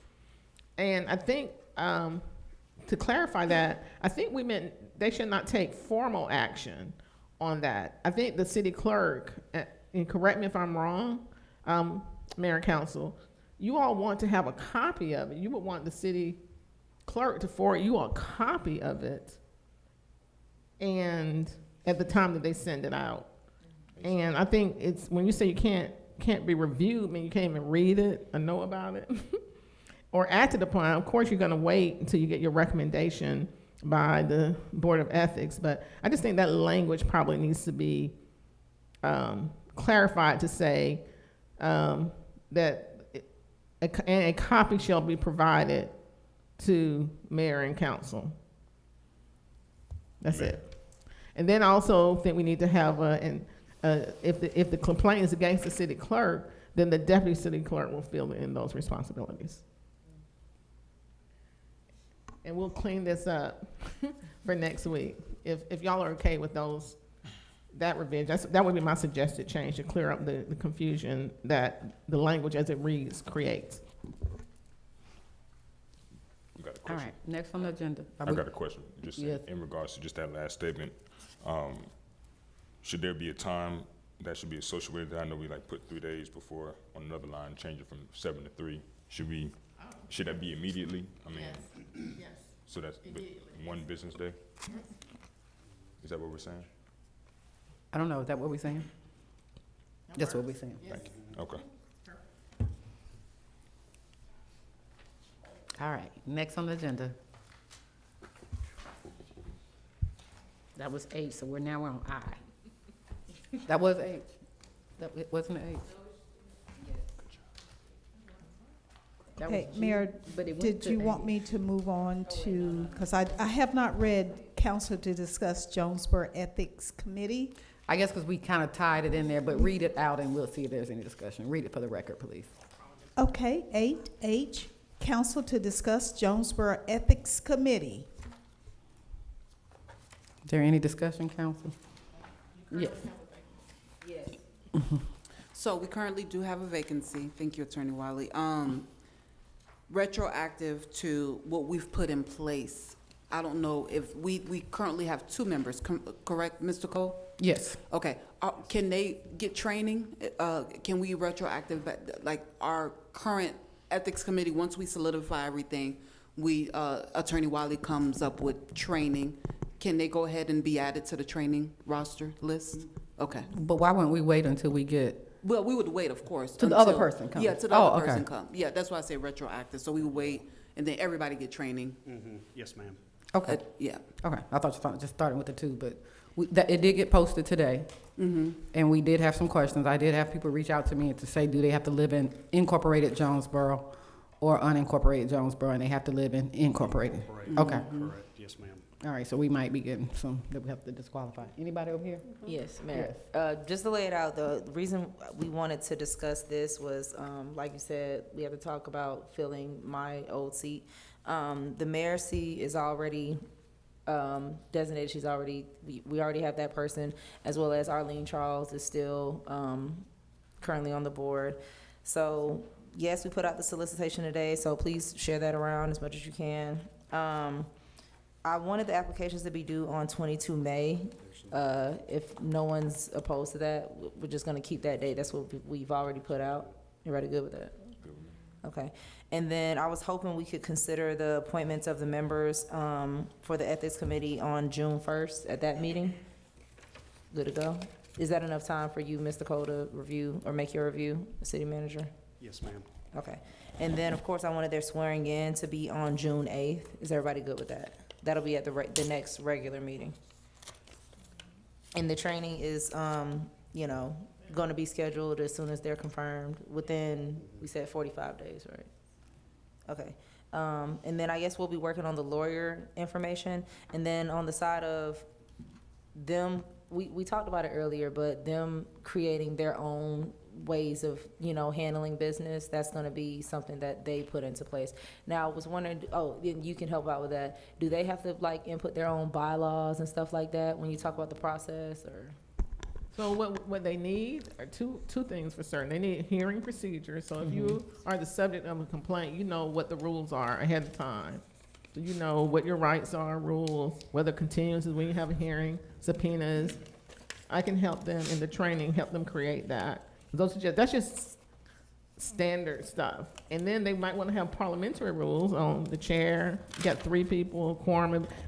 So those are things that we can develop during their training. The current code gives them the authority to adopt their rules and regulations. So during the training, we can facilitate them. It may take 2 or 3 meetings to do it, at least 2, and to help them get acclimated. And then the other meeting will be they familiarize themselves with the prohibitions of the code so they can be ready. Hopefully they won't get an ethics complaint, but we want them to be ready if and when they do. Thank you. I forgot to mention this in the previous discussion, and we don't have to consider it, but there was a brief discussion about those people that have ran for office not being a candidate for the Ethics Committee for a certain period of time, having a cooling off period. Mayor? Yes. What's exactly your suggestion with that? And I don't mind it. I'm just wondering, what do you want it to be? Well, no, What's I was the thinking code out that as a criteria for the Ethics Committee, so just say if somebody's running for mayor and then they lose and then they get appointed to the committee. I don't feel like I was reading it, I don't feel like that person can be completely unbiased. So in situations like that, if they went through a recent election, there is a cooling off period. I just wanted to add it. We don't have to. Well, I don't know. They might stay mad longer, but. Let's, Mayor? Yeah. Would y'all entertain like a 6-month cooling out period, or do y'all think longer, shorter? Mayor, may I speak? Yes, please. I think 3 months would be okay. I mean, it won't be, this would be going forward, correct? Correct. Okay. Well, if we're gonna do 3 months, don't entertain it, because I was thinking a year or something. She's only one person. Is there anybody else that's opposed to 6 months or versus 3 months? I'm just wondering. I'm open to hear what everyone else feels. Yes. I think 3 months is a little short, only because you find out you lose in November, 3 months is up before they even get sworn in for real. And so I think that might be a little short. I'm not opposed to 6 months, and the only reason I'm not opposed to leaning toward the year is when is the vacancy going to occur versus when the election occurs, type of thing. Like, I don't want to leave us to where we can't fill a seat because we are a small city, but also they need adequate time to cool off. And I don't know that 3 months will be, because you're just now watching them get sworn in the seat that you wanted to be. Well, You know what I'm saying? well, I'm just saying, some people still mad, and it's 2 years later. So I mean, like, it was just a thought. Like I said, I know in other ones that they have very specific. Like, if you have ran for office in any time of a term, that you can't serve on the ethics committee. So. Mayor, I'll say. Yes, sir. And I'll just say, and I know what you're going to say. Go ahead. You know what I'm going to say? Go ahead. The good in everyone. I wouldn't want to, stop somebody that has the heart to serve and, wants to serve, just because they did want, they ran for election and they happen to become, be in last place. Oh, wow. That's all. Yeah. And I don't have a problem with it, but I think, just in the climate that we've had the last I do have a problem with it. The climate that we've had in the last 2 years, particularly since my election, some of the people that live in the city that would want to be on the ethics complaint based on what they've put out and said, I'm like, it ain't no way they could be unbiased. And we talking about a year or two. And I'm not just saying for me, it could be against you guys as well. So that's why what you post on social media, I feel like needs to be censored. But if someone is blatantly antagonist, and I'm gonna be honest, if it's me, but then they get appointed to the ethics committee. So, I mean, it's just a thought. Yeah. Yeah, yes. I think you make a great point. And that does make a lot of sense. I will say, would you rather entertain like a year for the ethics committee, but then, because I don't want this to go into like other boards, I don't know if you're thinking just for the ethics committee, or like, would you want for, let's say, the DDA or? No, I think the DDA covers what we were saying about the ethics. You can't do this political. I think that apolitical clause that we added covers that. This is just a little different because it's just a little different. And probably before I ran for mayor, I probably would have never even imagined that someone couldn't act unbiased. But I know there are certain people that I would not want to see on the ethics committee. One, because they were my opponent and have still is not pleasurable with the experience. I would also hope that. But I'm not going to do anything unethical, so. Yes, I would hope that also we are the ones who appoint, these people, and hopefully we just have very qualified individuals who we know wouldn't do that. But I do see what you're saying. So what would you like? Would you look? I would say, I'm sorry, attorney. I was going to say that if someone has, if you're a citizen, you have a right, you have First Amendment rights, right? You get to speak, good speech, bad speech, indifferent speech. If a member happened to be on a board, this is what I do. I'm just saying, if I'm representing someone who's coming for a committee, I'm gonna look at the Facebook post, I'm gonna see if that reviewing member has had some bad things to say about my client. And then I'm gonna make the case on behalf of my client. Ethics board member so-and-so, I'm gonna ask that you recuse yourself because you have public bias. You've said this and I don't think you could be fair. And then that's up to that person to recuse. Now, that's the way it will be handled. It could be handled if you don't do anything with the cooling off period.